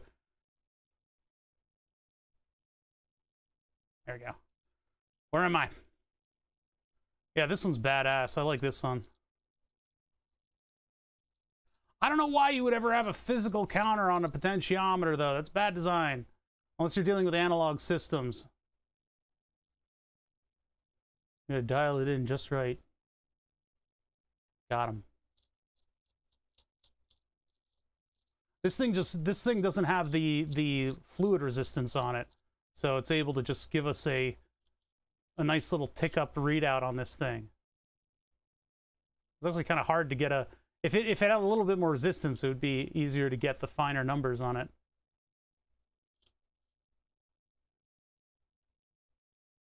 Two, 3, 4, 5, 6, 7, 8. Ah, damn it, I lost it.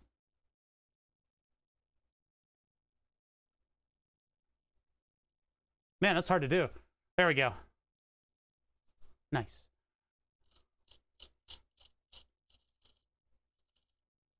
Yep, it just wraps around at the end. And then the thing is, like, that just fits on... Ooh, it's a little greasy in there. It just fits onto a potentiometer. And sometimes... these don't have that.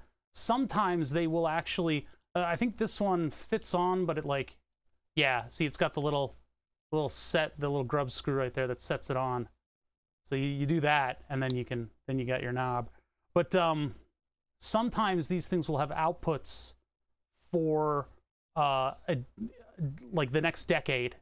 I mean, like the next 10 years. I mean, like the next as you scroll this up to maximum, the one next to it will tick up 1.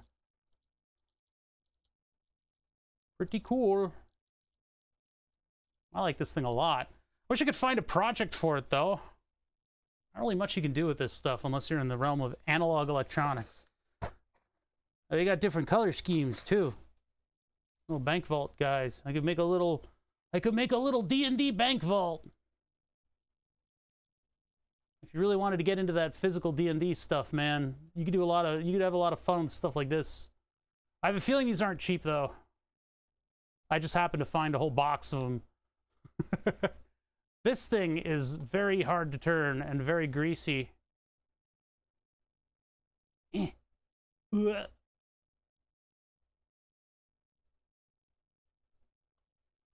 8, 9. Does this one go up to 14 as well? This is hurting my fingers.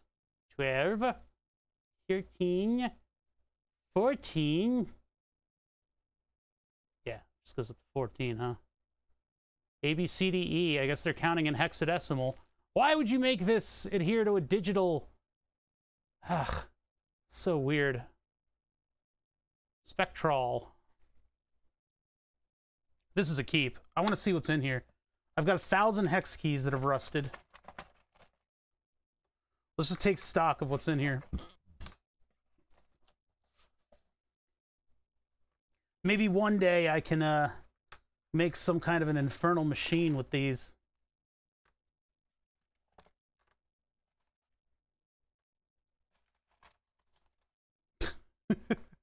I don't know what I'd do. I don't know. I just don't know.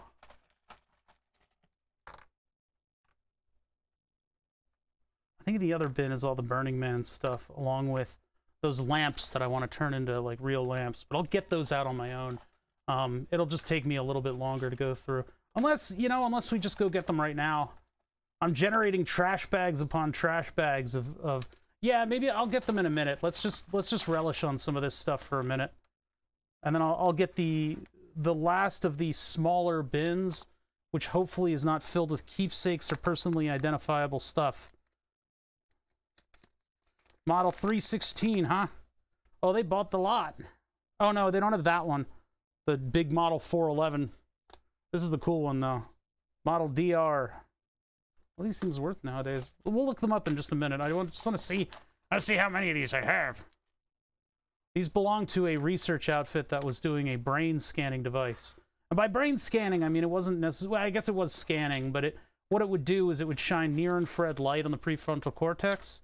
And the PFC is loaded up with all kinds of late-game development stuff from the human experience. So you've got all the emotional centers of the brain, all that stuff that we've only recently evolved. And you can tell we only recently evolved it by just the state of things today. But yeah, the prefrontal cortex is very interesting to observe because for the longest time, we're looking for what was called the aha moment, which is that moment where you're working on a puzzle and then all of a sudden everything becomes clear to you and it just clicks.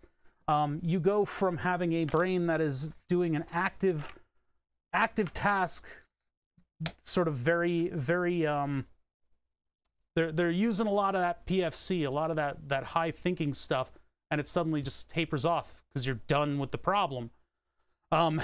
So what they developed was a system of near-infrared light.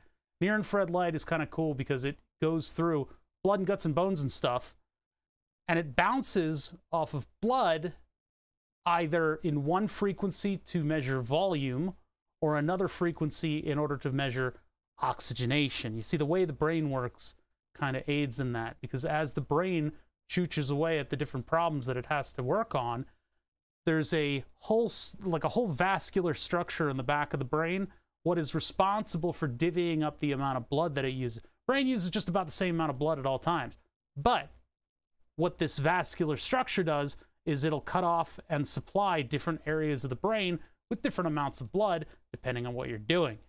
So when you get the brain vein, when you're thinking about something, well, that's on the other side of the skull, so that doesn't matter.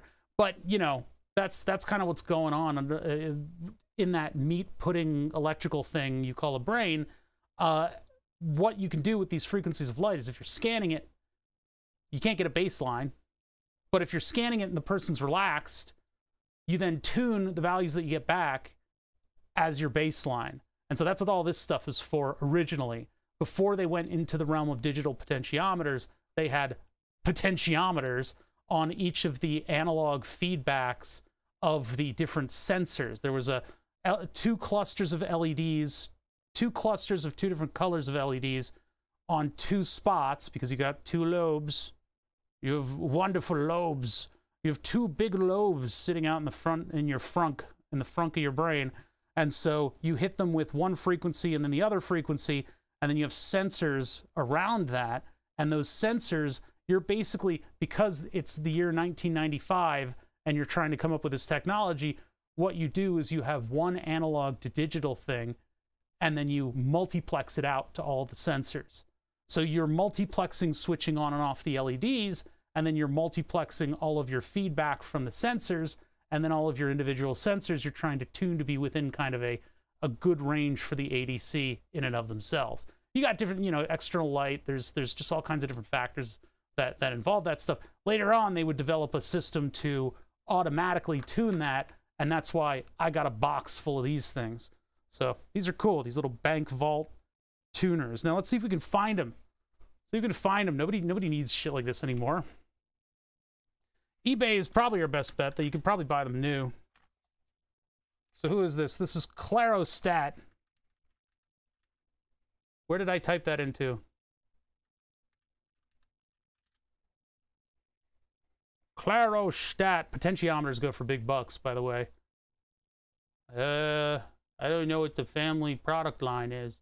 I could have supplied the whole East Coast with these things over the past 10 years. Probably would still have 1 or 2 of them left. None of this stuff is what we're looking for. It turns out to be pretty rare. Clarostat. Let's put in 316. 316. Where did I type that? Again.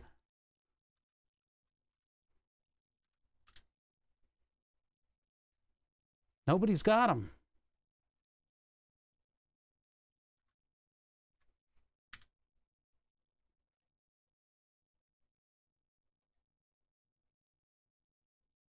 People had them. Currently sold out. Palm Industrial. 60 bucks for a bin of them. So they're not worth all that much. They're not worth all that much.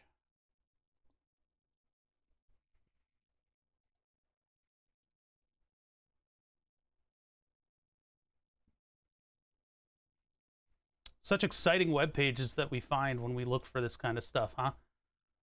Beautiful. Beautiful. Nobody spends their time in that part of the internet anymore, huh? I always like looking up industrial websites and stuff. So yeah, those are the Clarostats. I don't know if I'm going to have any use for them at all once we do something analog. This would be like, send some of these over to Gonad so that he's got something to tune his analog axes with. Even then, it's like the range of motion of these things is just well off the charts. But then you can lock them up and stuff. It's really cool. But like nobody's messing with that stuff anymore. Like our oscilloscopes are digital now. So what do I do? What do I do with this stuff? I keep it. I keep it and I look for a project for it eventually. Maybe I'll have something that would have people interact with it. I could have a cool interactive project. Even then, they're more for. This isn't like, you know, this isn't like a museum button. This is like a scientist thing. So these will probably get fucked real quick in that kind of environment, like a please touch museum kind of environment. Take them to the park and throw them at seniors. I remember when I used these. Ow! I used to have a research job. Ow!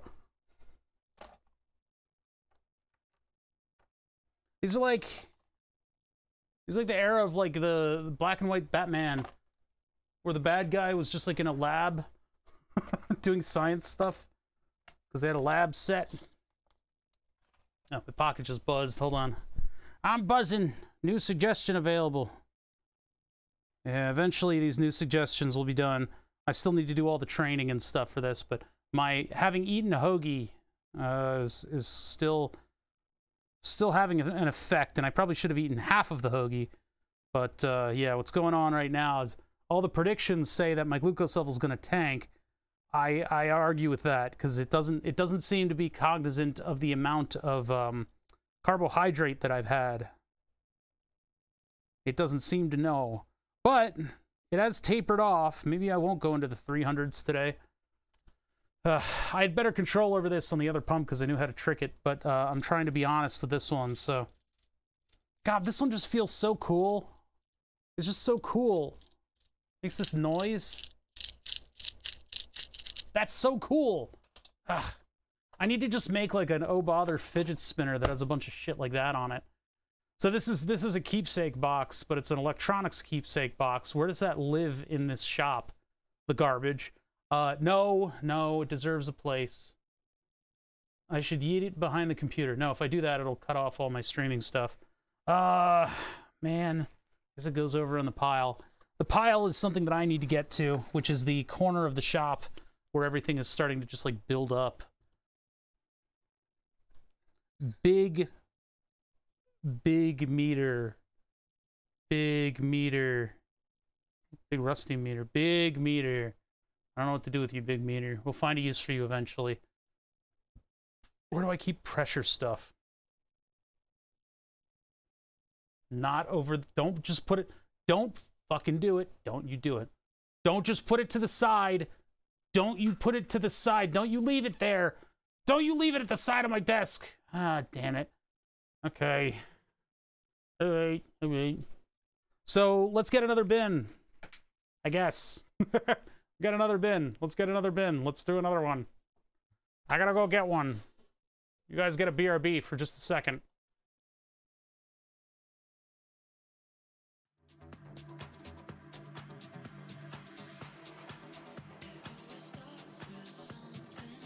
All right, give me 1 sec. I'll be right back.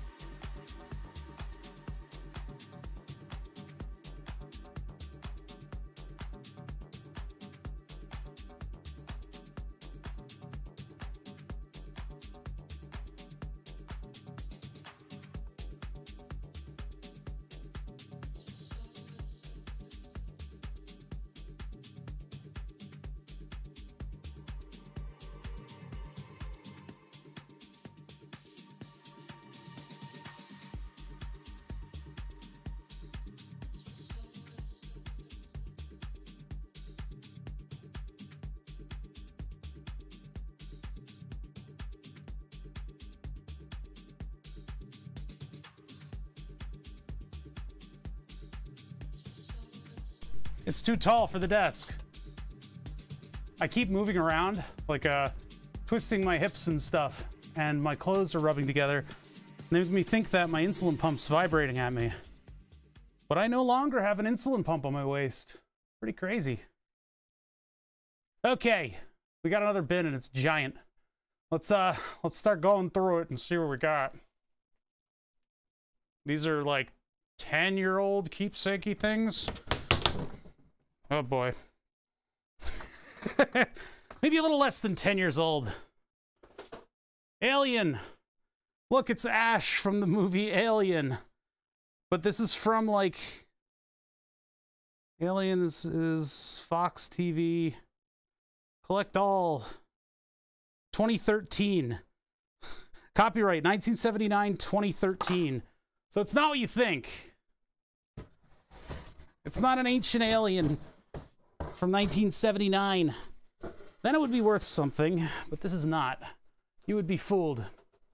Hold on, I gotta get my mic cable out from everything. Get situated by the table over here. It's gonna be tough to grab stuff out of this bin. One of the bins that I have over there has a something in it that I haven't seen in a long time, and I don't remember ever being a part of, but it's a wax cylinder from like a million years ago, from like 1913. I don't know if I'm gonna be able to get that bin over here to look through it. This is one of the lighter bins. I don't know what I want to do with an Ash doll from a 2013 reaction figure.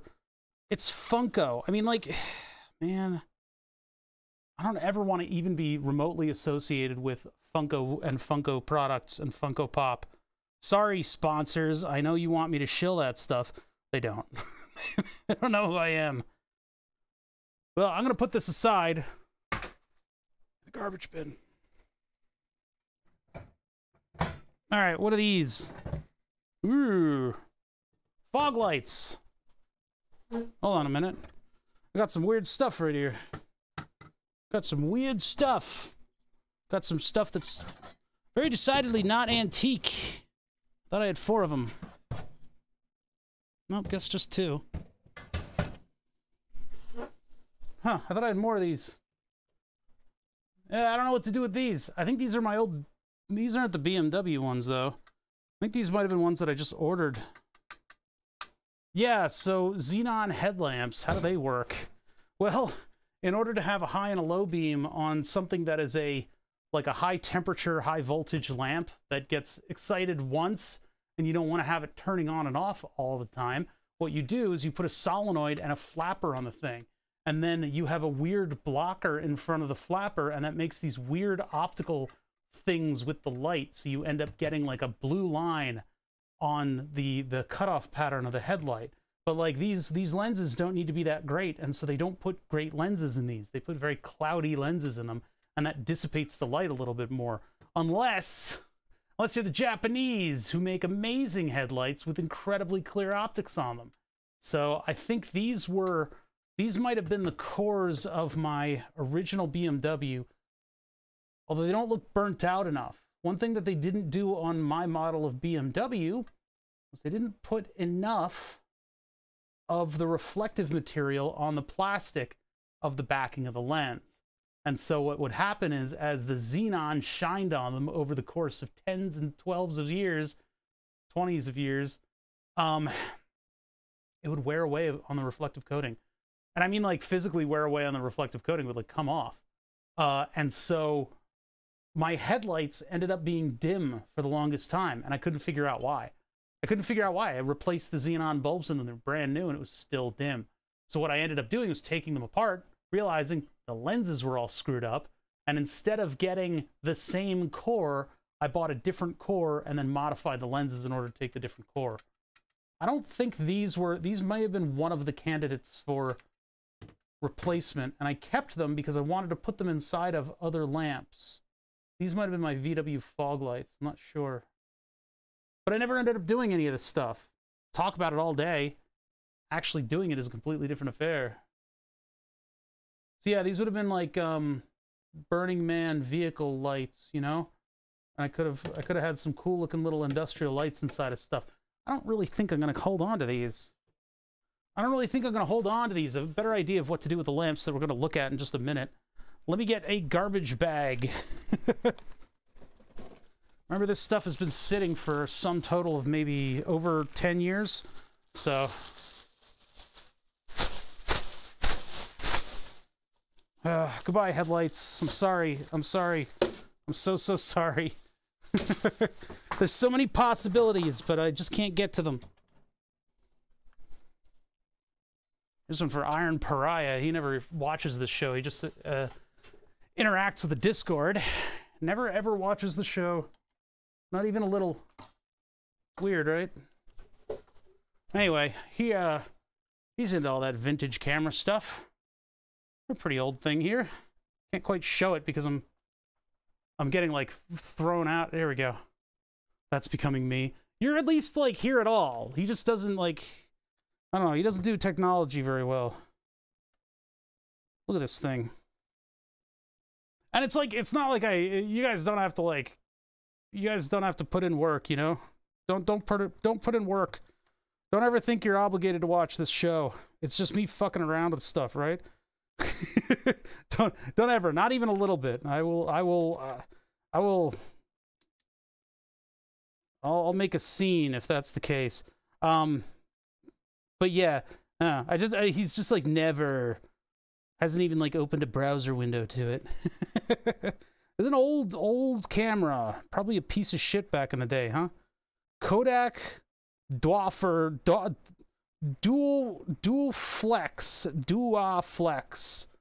3. Parasocial relationship will fall apart. I don't like referring to it as that, because I don't feel that way with my viewers.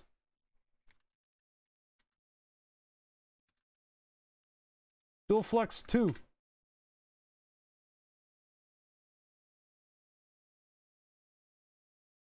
Brother got this in like the 90s.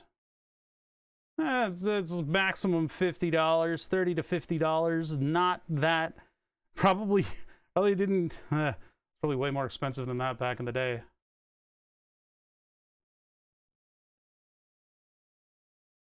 So yeah, I don't understand it when a streamer is just like they kind of like they exist separately from their audience. I don't understand that. That's not where streaming excels, you know? Like, yeah, hey, it's me, and I'm just out here alone, raw dogging my own celebrity. How do I okay, that's so well, I ruined the film. I've ruined the film. Pray that I don't ruin it anymore. So there's no viewfinder in the top. Okay. This is all you get? I don't even think you get that. Can't even look through that. There's nothing. Well, I mean, that would be if I open it up and then yeah. There we go. There we go. You see a little bit through there. Red. If you see the red dot, it means everything's... The top does lift up. Oh, there's a little... Yeah, oh, ooh, there you go. Thank you. Yeah. Can't see shit, Captain. There ain't nothing. That's this lens here, not the bottom one. Yeah, this is a pretty cheap camera. It doesn't have combined optics for taking pictures back in the 60s, I suppose. Dualflex. Oh, wait, this is a 3. It's not a 2? Hold on, this is a 3, not a 2. We want the 3.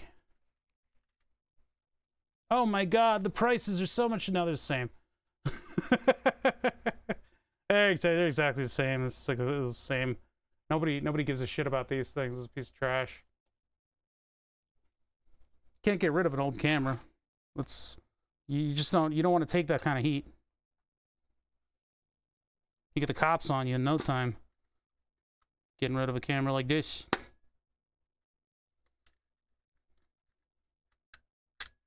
Yeah, it's a big spring mechanism that does all this stuff. And then, yeah, your viewfinder distortion is pretty intense, huh? I'm moderately sure that I'm taking a picture of my soldering iron, but I can't be sure because it's the 1950s. And I'm all hopped up on opioids and whiskey. My soda has cocaine in it. I'm going to take another picture. Oh, so there would be a film number that would line up with that? So you'd know, like, what... There would just be a number up against it. I feel like when you're out of film or when the camera isn't loaded to, the function of being able to see through the entire thing was probably something. Neato gazebo. Maybe if Iron Pariah showed his face every now and then. Oh, I guess this is an electronic switch to set off a flash. Yeah, he loves this kind of shit. This is not me. My brother used to be into old school camera stuff, because what suburban kid isn't? Back in the what Generation X suburbanite kid isn't into camera equipment? Vintage camera equipment. Remote shutter? It does look like those tabs for one, huh? But how would... Oh, yeah, because it would be a push thing through there. But the shutter's all the way over here. So I don't know how you'd cross over the two. Hold on. Oh, no, there's a push bar. Yeah, there's a push bar that goes across. Although, those are soldered contacts, I see right there. So I'm thinking electrical...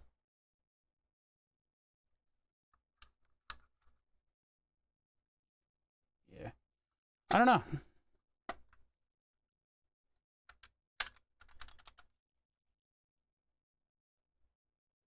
It is where the flash goes? Okay. I mean, the old school, like, remote shutters were little push rods back then, so I was just looking, because it does have a rod that goes all the way over here, but I think that's just because this is setting off an electrical connection with that. Good stuff. Yeah, my brother had a bunch of weird camera stuff. I should get this back to him. I don't know how it ended up in my things.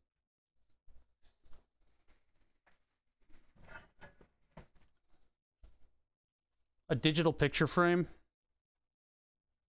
You've got to be fucking kidding me.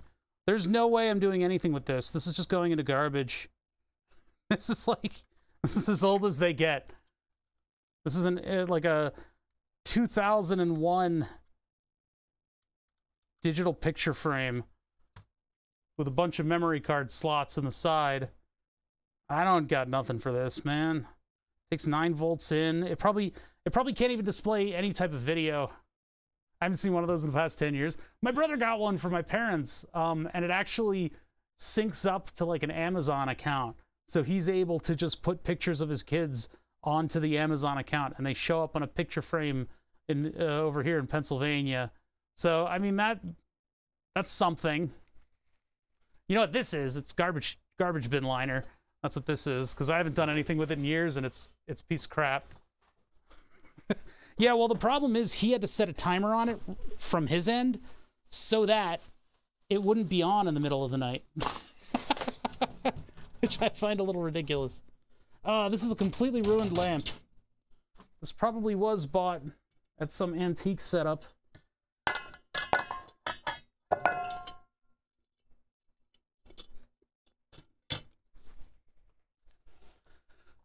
One man's garbage is another man's also garbage. People can just sell junk. I could put chat on it. I don't think it's capable of displaying dynamic things like that. I think it's capable of reading what's on a thumb drive and then just duplicating it onto the screen. I don't think it's that good.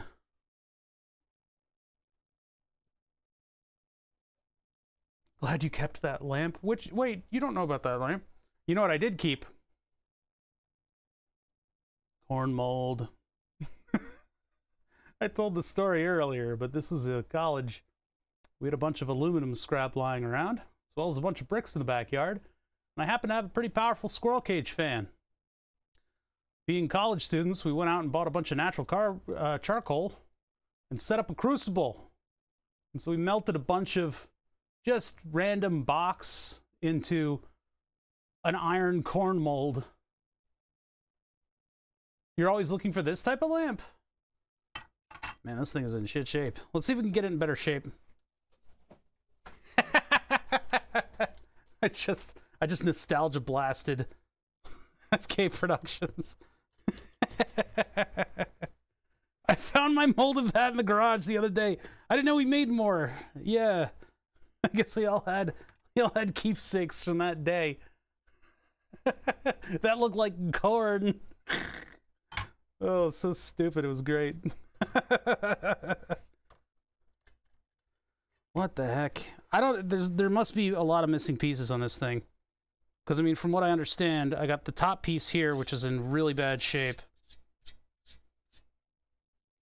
Yeah, the backyard turbo brick forge.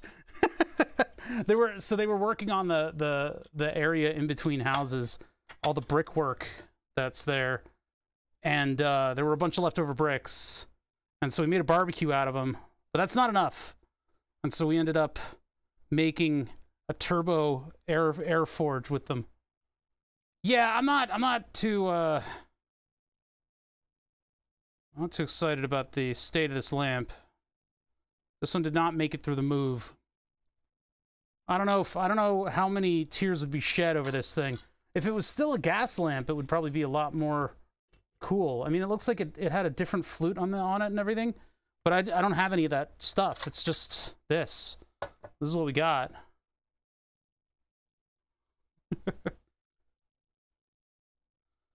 Well, we got it up to aluminum smelting temperatures. We could have made a YouTube channel on that. YouTube hadn't been invented yet, but we could have done a YouTube channel. We could have made a U-Bombs world. I don't know. I don't fucking know. None of this stuff was around back then. I can see markings of where this is like this. I can't even push down on it because of the little bauble on the end. Eh. Come on, buddy. Go in there. Without scratching. No, you're scratching. Stop scratching. How did it get out? Oh, you know what? It's like this. And then that pushes... Nope. Okay, scratch the fuck out of it. I think maybe it pushes in on those two, and then those allow the rest of it to go in. Better just stream the LAN. Oh, God, that was funny. We were... So, if I were to tell the story of the LAN party... Oh, you know what? There's a lip on that. This goes in like this. And I think maybe this piece was put in backwards. Story of the LAN party. We had a LAN party at my apartment. My college apartment. All the boys are there, including a lot of people that our one friend knew intimately. Ah! Yeah, see, that fit in perfectly. Lord of the Rings RTS game was relatively new at that point. And two of the boys had played it already. And so we were all split up into pairs, depending on what floor of the house we were on, with, I think, 2 pairs of people at the bottom floor. And we had a big like, 8-team map or something like that. And I'm not great at RTS games. I'm good at games where you get to hang out. You get to hang out and you, hey, man, how's it going? And you're like, yeah, I'm doing pretty good. How are you? Like, that's the kind of game I'm good at, right? FK Productions PHL is an expert at RTS games. It's like embarrassing how good he is compared to me. And so we were teamed up. We were teamed up on my floor. So below us we had the general population, and above us we had the host of the LAN who had played the game before, and his lackey. So it was FK Productions and his lackey, me, host of the LAN and his lackey, who had played the game before. None of the rest of us had played the game. So we got into this. RTS games at LANs are never a fair fight. Well, what we did is basically I said FK Productions, listen, I'm not good at this kind of game, and we know this. We know our fate. Our fate is what we make. So here's what we're gonna do. You tell me what to do, and I'm gonna do it. I'll do whatever you say to do. I will keep asking you questions, and we will continue on in that. And he said, you know what, you've got a deal. Except that we're going after the host of the LAN. And we're like, all right. So we plotted out where everybody was through either a system of espionage or by eliminating candidates. And we figured out where this person was and his lackey on the map. And so the two of us coordinated to build up our armies as much as possible and as fast as possible, and I went for the suicide run against him, and then we just hear screams from the upper floor of those two having their guaranteed win pulled out from under them. And so I was gone, they were gone, we were laughing our asses off, they were actually angry, like very angry, and everybody else had a really good time playing the game, including FK Productions, who went on to make a Balrog that then stomped on several of the players before giving up the ghost, so to speak, before falling with Gandalf into the whatever realm that was. The worst LAN parties when you're only 3 players. Oh man, we used to, so at those kinds of things we used to use Total Annihilation as a benchmark, because with Total Annihilation you'd load up your folder with all the mods, and because we're talking about a game from not even the 2000s, there was no like user accounts or anything like that. You would just throw the directory back and forth. It was a 500 megabyte directory that you would just throw back and forth on the LAN, and then we'd all be synced up in all our mods. Yeah. Can't suggest an RTS and be the only person to play. It's only polite to focus and get that guy out first. Yeah. If somebody already knows the tech tree. Man, RTSs were just like everything back then. I remember all those RTSs. Now we got all kinds of weird-ass games. I'm happy with all the weird stuff. My Summer Car is one of my favorite goddamn games. But yeah, yeah, a lot of weird stuff like that. All right, so that's one lamp. Now here are the ones that I bought for Burning Man. I like these lamps, and hopefully they're in decent shape. Okay, I'm gonna get tetanus from getting these things out. Hold on. Oh yeah. Oh yeah, I'm gonna get extra tetanus. Oh boy, that's advanced tetanus right there. That's what that is. These things I bought off of eBay I think I bought them from like a derelict pizza place or something. I don't know. These are like some really decorative lamps, and they probably used to have sort of a consistent shape to them too. But I think at this point, the best bet for them is to get all the hardware out of them and just put a bunch of those little LEDs in there. It's a whole different scene now. Damn kids and their computers. I know, man. We don't have to play FPSs anymore. We're free.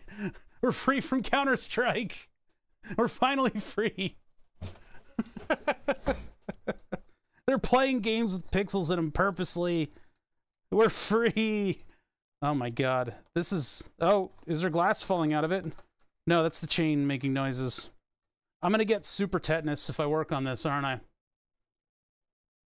Flame LED converted to 9-volt battery.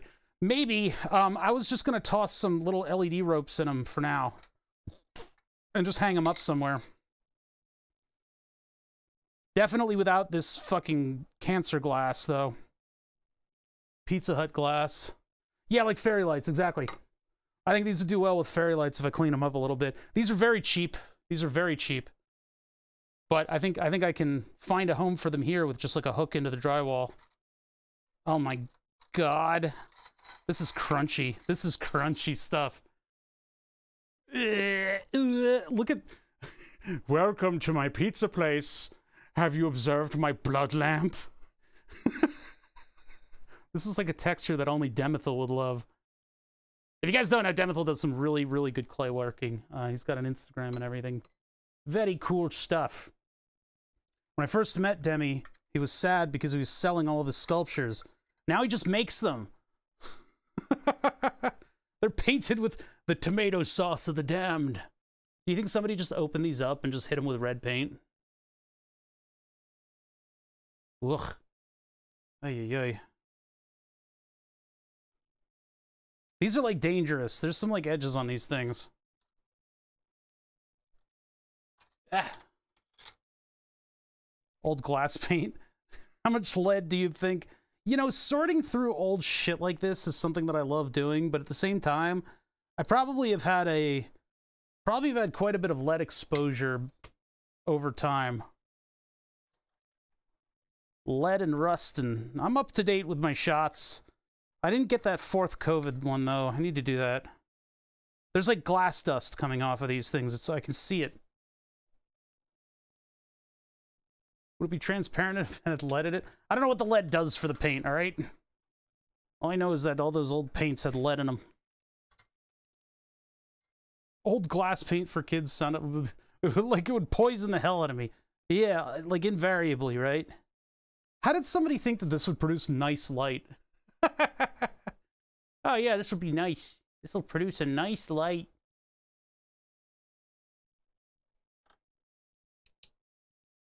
Like, no light gets through this. Light doesn't transmit through this thing.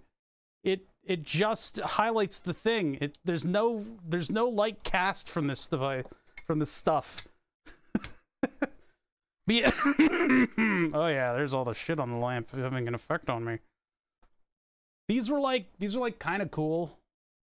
They're like, what I was gonna do with these originally in my mind's eye, what I was gonna do is have like a bike for Burning Man, and then hang these in the front of the bike, and I was gonna put something like lenses in them, like car headlights, that would project outwards with enough light for me to see, but not enough light to blind people. And it would have possibly this patterning on it if it projected outwards from those projector lenses. But I'm not going to do that anymore with these. I don't have a weird bike vehicle to have hanging lamps on. So instead, if I can find the fairy lights that I have, I think are Christmas themed. So maybe I just need to buy like a couple little fairy lights and load them up with batteries and put them in this, and then I'll put a hook on the ceiling and just hang them. So they could just be ambient lights. Better than storing them for 10 years, you know? Dark magic light. Yeah, they have kind of a weird thing going on for them, right? Let's get the fittings off of these. Oh, God. I don't want to reach my hand in this thing. It's going to tear me apart. Yeah, that's going to tear my hand up. Jeez, it's like a friggin' Cenobite torture trap. And get a pair of forceps in there and hold on to the socket. I don't know where these came from. What kind of a wrench is that? What size is that? I could probably get this wrench on it. Is it 1/2 inch? Be 1/2 inch. Darn it. We can't use the test to take the test, huh? The wrench that we recovered from one of the other bins.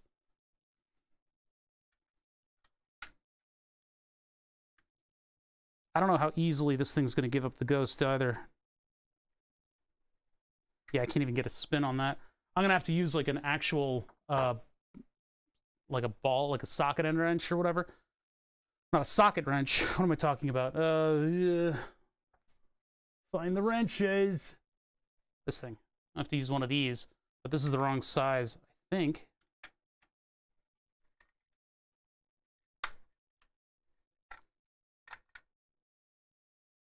Yeah, it's not a 1/2.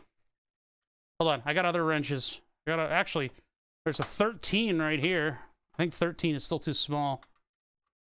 Too small. Man, little nostalgia trips today, huh? I don't know if it had that effect on you guys. You guys were all born in the late 2010s, right? That's the general Twitch audience. I know I have an older crowd on this channel, which is always nice. We can at least relate to each other a little bit more as we cry our way into an early grave. But this is a lot of nostalgia of like old stuff that I just kind of hung on for no reason. Hung on to for no reason. Where do my wrenches go?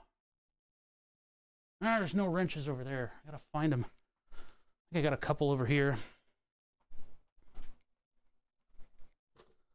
I don't know, the other bins that I have to go through are too heavy to get back over into here. The laser bin I would like to drag into here and look at some point, but I do know that I was looking for my oscilloscope for a long time and I just found it. My old Tektronix, but it's so outdated now. It's useless. Where did my wrenches go? I think they're in here. Yeah, there's a couple wrenches that came with a milling machine that I think might have a wrench of the right size for this light bulb socket. So I can get that out of there. I mean, I could just leave it there too. I could just leave it there. It's a 13 millimeter. What am I doing with so many 13s? What am I doing with all this stuff?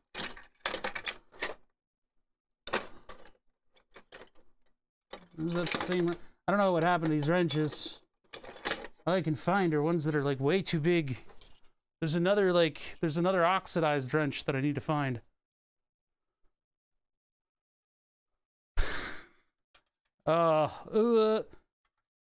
Born the year Kurt Cobain died, so never mind. Oh man. Ugh. Gotta shake that one off. Got a hold on a train lamp from 1930. Deep red glass. I'll tell you guys, I bought a payphone. I spent way too much money on it, and I kind of secretly hope that the seller doesn't ship it and then I can refund it because I paid too much. But I bought a payphone. I wanna do a project with a payphone. I wanna do an audio project with a payphone. None of these fit. None of these fit. What I'd like to do is set it up so that I can plug it into the mixer. What's that? Yeah. I want to plug it into the mixer and be able to make the dialing noises and the hard hang up and the phone speech noise. But it was expensive to ship. Those things are made out of they're made out of metal. They're made to like be really destroyed. They're made for like industrial ruggedity. They're made to be indestructible. So I don't know how we're gonna make that something that hangs on my wall next to the mixer.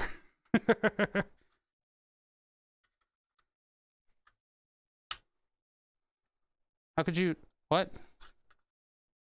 Huh? You really didn't know what I thought you were joking. You didn't know what a payphone was? Street booth phone. Nobody calls it that.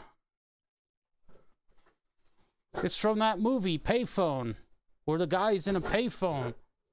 What was that movie again? Who was that stuck in that phone booth? Was that the name of them? Oh God, when I blew air on the top of this thing, I let a whole bunch of awful dust everywhere. There you go. I'm gonna hold on to the inside of this. Colin Farrell. Oh my god, I remember that movie.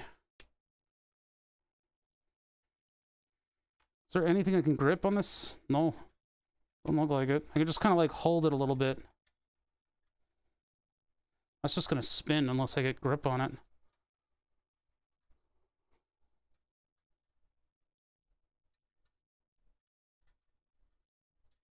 Maybe to get pissed on. Yeah. Yeah.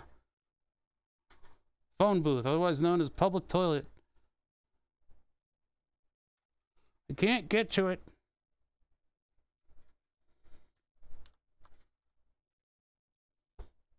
None of this is working.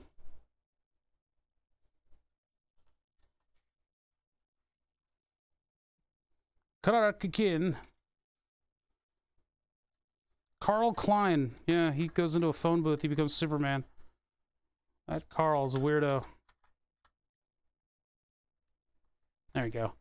There we go. I try to minimize my exposure to rust on this thing, but this thing is, damn it. This thing is pure rust. Pure rust.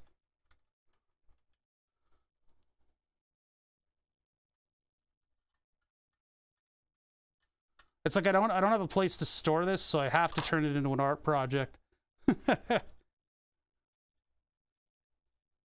That's actually not in there too badly. That's going in the garbage. Just keeping the framework as this kitschy, cheapo lamp that I don't know where the hell something like this would come from. In my experience, through my life, stuff like this comes from New Jersey. Because they happen to have all those what is it? The junk sale places out there. Yes, I'm a man of many lamps. And I got 2 of these things. So I need to double up the project and figure out what the hell to do with them. They're both covered in the same kind of crap. I was gonna hold the lamp inside of the thing with springs, so it'd jump around all over the place, but yes, we all love lamp.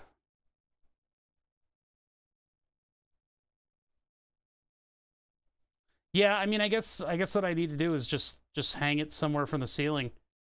I'm gonna find a place that I don't mind it. Yeah. Okay, let me see here. I do have to also wipe them off. I don't know what the hell this century-old crap is on top of it. It's some kind of infernal dust. I can at least pop off a couple of these things and get that light out of there. Because basically all I'll do is bunch up a bunch of fairy lights and just throw them inside of the thing.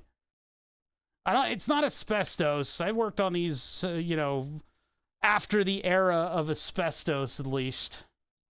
I did just cram this spring in there, and I don't know where that spring came from. I don't know where any of this stuff came from, to be honest.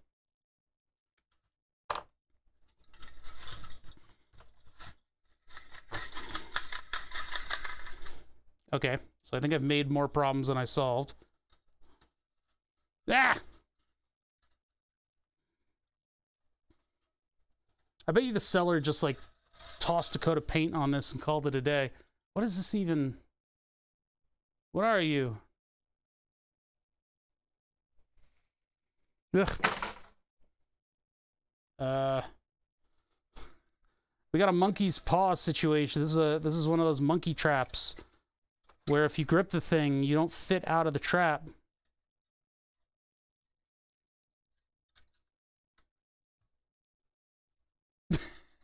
How did this get in there? Wait a minute. Wait a minute. This doesn't make any sense. It doesn't work. This doesn't work. It doesn't work. I'm stuck in here forever, chat. We're gonna have to stream with a lamp on my hand from now on. Push some of these out to the side. Little glass holders.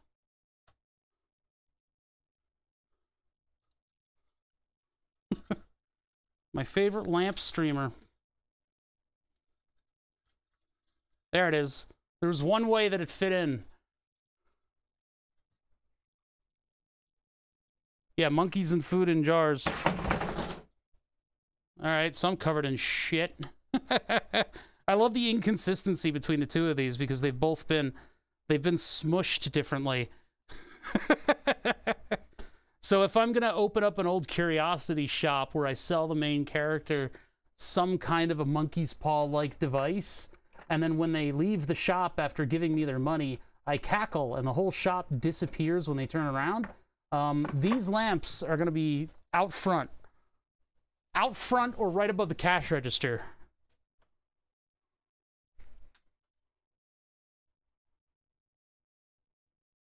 Gas piece. Nah, the gas piece it has an industrial purpose instead of a decorative purpose. It's very particularly skilled in being a regulator. It's actually a pretty good regulator. So I would want to use it with gas and not whatever these are going to be doing. And flammable gas is probably corrosive to stuff that's inside of that. Probably. I'm just guessing. Ugh. Yeah, so I'm covered in a film. What happened to those fairy lights that I had? I think they were red and blue though. Or no, red and green? They might have been red and green fairy lights, so I'll have to purchase some white ones. Let me see if I can find them. See if I can find them. I don't know what I did with them. They were balled up on something. Got USB LEDs, but I don't think those will look good bunched up inside of there. Bop, bop, bop, bop, bop, bop, bop, bop, bop, bop, bop. I might have thrown them out. Might have thrown them out. I had them in my beard one year. Loaded up my beard with LEDs. That was my Christmas celebration. What's down here? Down here we got some of this, some of that, some of the other thing. No lights. No lights down there. Still got Groovy's like RC stuff that he sent in long time ago. No, not there. I think I got rid of them, chat. I don't think I got them anymore. The lights. The lights! What else could I have done with the lights? All the way back here. Those are the LED panels that we need to do something with. I have to figure out how to use those LED panels, because those will make a good project. Those will make some cool stuff. We'll put stuff on panels.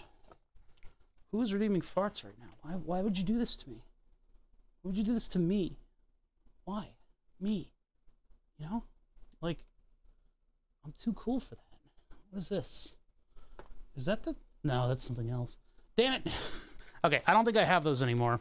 So I'm gonna have to just like buy some cheap Amazon LED stings. What the fuck is in here? Oh, tannerite. Well, that goes somewhere else. Okay. See how much fairy lights cost. Oh, that's up there. It's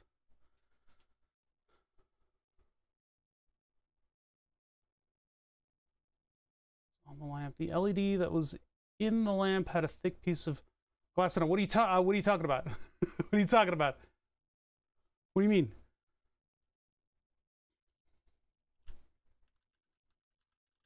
Do you really have to look up fairy lights, or is there another name for it?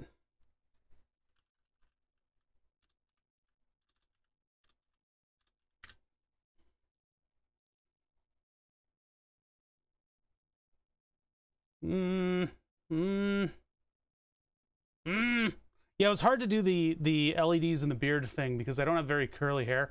My hair is moderately, it's like at least my beard hair is kind of like straight and wavy. So things like, even super light things like the LED strip, the fairy lights are too heavy and they just fall right out. Ugh. Fairy life protein shakes.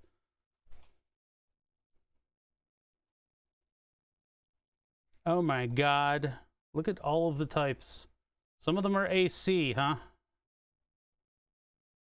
So yeah, it would, basically what we're doing is we're doing the mason jar with the lights in it, but with these things. No, not Christmas lights. No, no, no. I don't have electrical sockets up there, though. Nor do I have a way to run them. I don't know. So I could get the battery-operated ones that you just have on, like, a little remote. Why? I don't even need mood lighting down here. I'm fine with the lighting that I have. It's just I need to do something with these things. So my best bet, you could buy these by the bushel? What the heck? How many do you need? Holy crap. Yeah, I think just like this, which is really expensive for what it is, but you can put a bunch of batteries in it. This is what I had, I think. Of course, mine had different colors to them too, but oh my god. Yeah, I think that would look good inside of these. Just like little tiny points, miscellaneous little tiny points of light. Yeah, it's just a crab. Just buy them by the bushel. Toss them on the roof. What? What? Huh? No. No, no, no, no, no. No, no, no, no, no. This is fine. Yeah, no, so the thought would be, I mean, because these things look hand-drawn, so... and they're in awful, terrible shape, and they're full of just mold and dust. I don't really have a good way that I could, like, clean it off. Just leaving the surface rust on there is probably fine. I would just have to somehow give it like a dusting with maybe the vacuum that I have, and then toss a battery-operated fairy light into this thing and just freaking put it up on a drywall hook. It's not that heavy. I think drywall will hold it up from the ceiling, and then I just have a little battery-operated light that I can turn on and off. I don't know where I'm gonna put them, but that's the idea for those at least. But that'll get rid of them. It'll get them out of my way, so that I can move on to other stuff. So I guess I'll do that. I'll order the lights for them, and then we'll put them together at some point. They're disgusting. All right. That's everything out of that box, except for a much larger, nicer shade to a lamp that I think is stored somewhere else. This is a much nicer shade. I definitely want to keep this one in good shape, because this is a much larger... much nicer shade that kind of resembles that one. That one's in bad shape. I don't know what to do about that lamp. There's no... the lights for it are probably glass all over the place. But I gotta find a place for this lamp. Shade. For the lamp shade.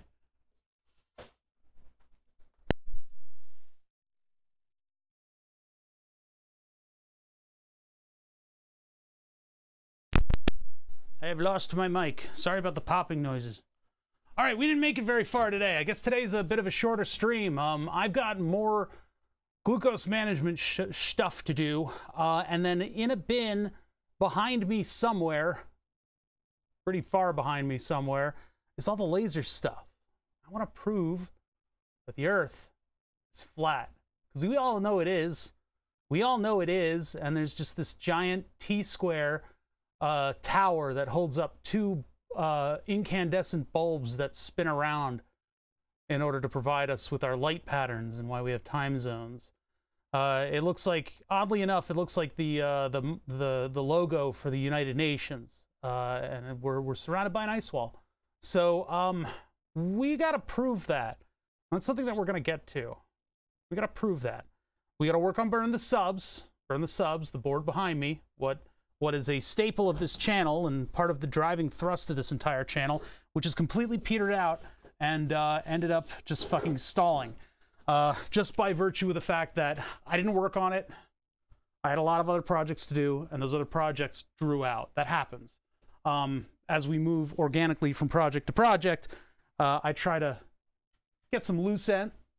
I'm going to get tetanus if I do that again. I'm trying to tie up loose ends, like easy little things that I can do. Because, you know, we can kit these out, and I could just put them like there and like one over there. You know, whatever. We could just hang them up somewhere. I have a big lamp project that I want to do with those right there, that rail. But Burn the Subs needs to come back. It needs to come back as the mainstay of the channel.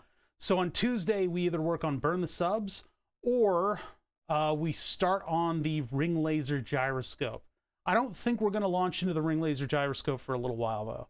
It just depends on where I get to with cleaning stuff up. We still have the computer project that I need to work on. That draws people in. That's a good project for people to kind of relate to and, you know, see and interact and all that fun stuff. So the power supply, the computer project, little miscellaneous things. But above all that, Burn the Subs coming back. Coming back to you on Tuesday, all right? Yeah, everybody's missed BTS. My bank account, most of all. But honestly, like, it's a good thing to have, and it's a good thing to draw people, even in general, into Twitch.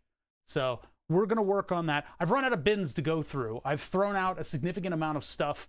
I'm not through all of my stuff yet. That's my job tomorrow. But yeah, we'll launch an expedition because we want to build a bridge from one ice wall to the other. That's our job. Is we're gonna, a bridge, and then we'll explain all the flight paths for some reason, taking into account the curvature of the Earth that doesn't exist. Anyway, what I'd like to do with a ring laser gyroscope might be a little ambitious. We need to figure out, I've looked into documentation on how that works, the ring laser gyro. I may need to buy some odds and ends for optics. I've got some stuff. We can use the red laser. I'm not going to turn on the krypton argon laser. I think that's too old and too dangerous because it's got some chemicals in the tube itself that's not good. I think the helium neon should probably still work. If not, we can just buy a diode laser because that's what they use in the modern ones anyway, just diode laser. And then we have some optics. The question is, what does the end target optic need? How do we measure that properly and get it either into the oscilloscope or into the computer in order to give us a readout on deviation? So we're looking for 15 degrees per hour for the, I think that's what it is, 15 degrees per hour for the curvature, for the rotation of the Earth in the universe, I guess. I don't know. Anyway, thank you guys for joining me. I really appreciate you guys hanging out on a Saturday. We had a pretty good crowd. I didn't have a lot of material. We had a little nostalgia bait talking about old RTS games. But we'll be back on Tuesday, and we'll probably be looking at Burn the Subs. There's a lot of work we still have to do on that, and I think there's a lot of interesting stuff that we need to get to. Between streams, if you guys want to catch me at Discord. And I got the link right here. I'm early, so OctoJ can't post it this time. A poor setup will still prove it's flat. I want to get a ring laser gyroscope to work, and I want it to be functional. I think that would be really cool. And then I can break away all the laser stuff, and we can figure out whether or not I want to turn my laser table into a mounting table for the milling machine, where I think it'll be doing better work. But I don't know.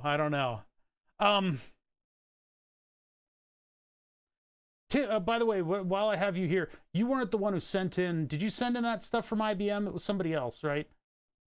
I'll have to look back on my DMs. Anyway, get the hell out of here. Those are you. Okay, thank you.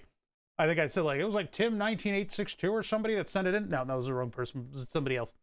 Okay, thought I'd clear that up. Anyway, everybody leave. Get out of here. Go watch some other streamers more popular than me. And annoy them with my emotes. No, don't do that. Don't do that. Don't annoy anybody else. Never annoy anyone, all right? Hey, none of that. I'll catch you guys on Tuesday. I'll be in Discord, and I'm going to be doing, like, diabetes stuff for the weekend. And more of this, more of going through bins. So I'll catch you guys then. Bye. Which scene am I going to?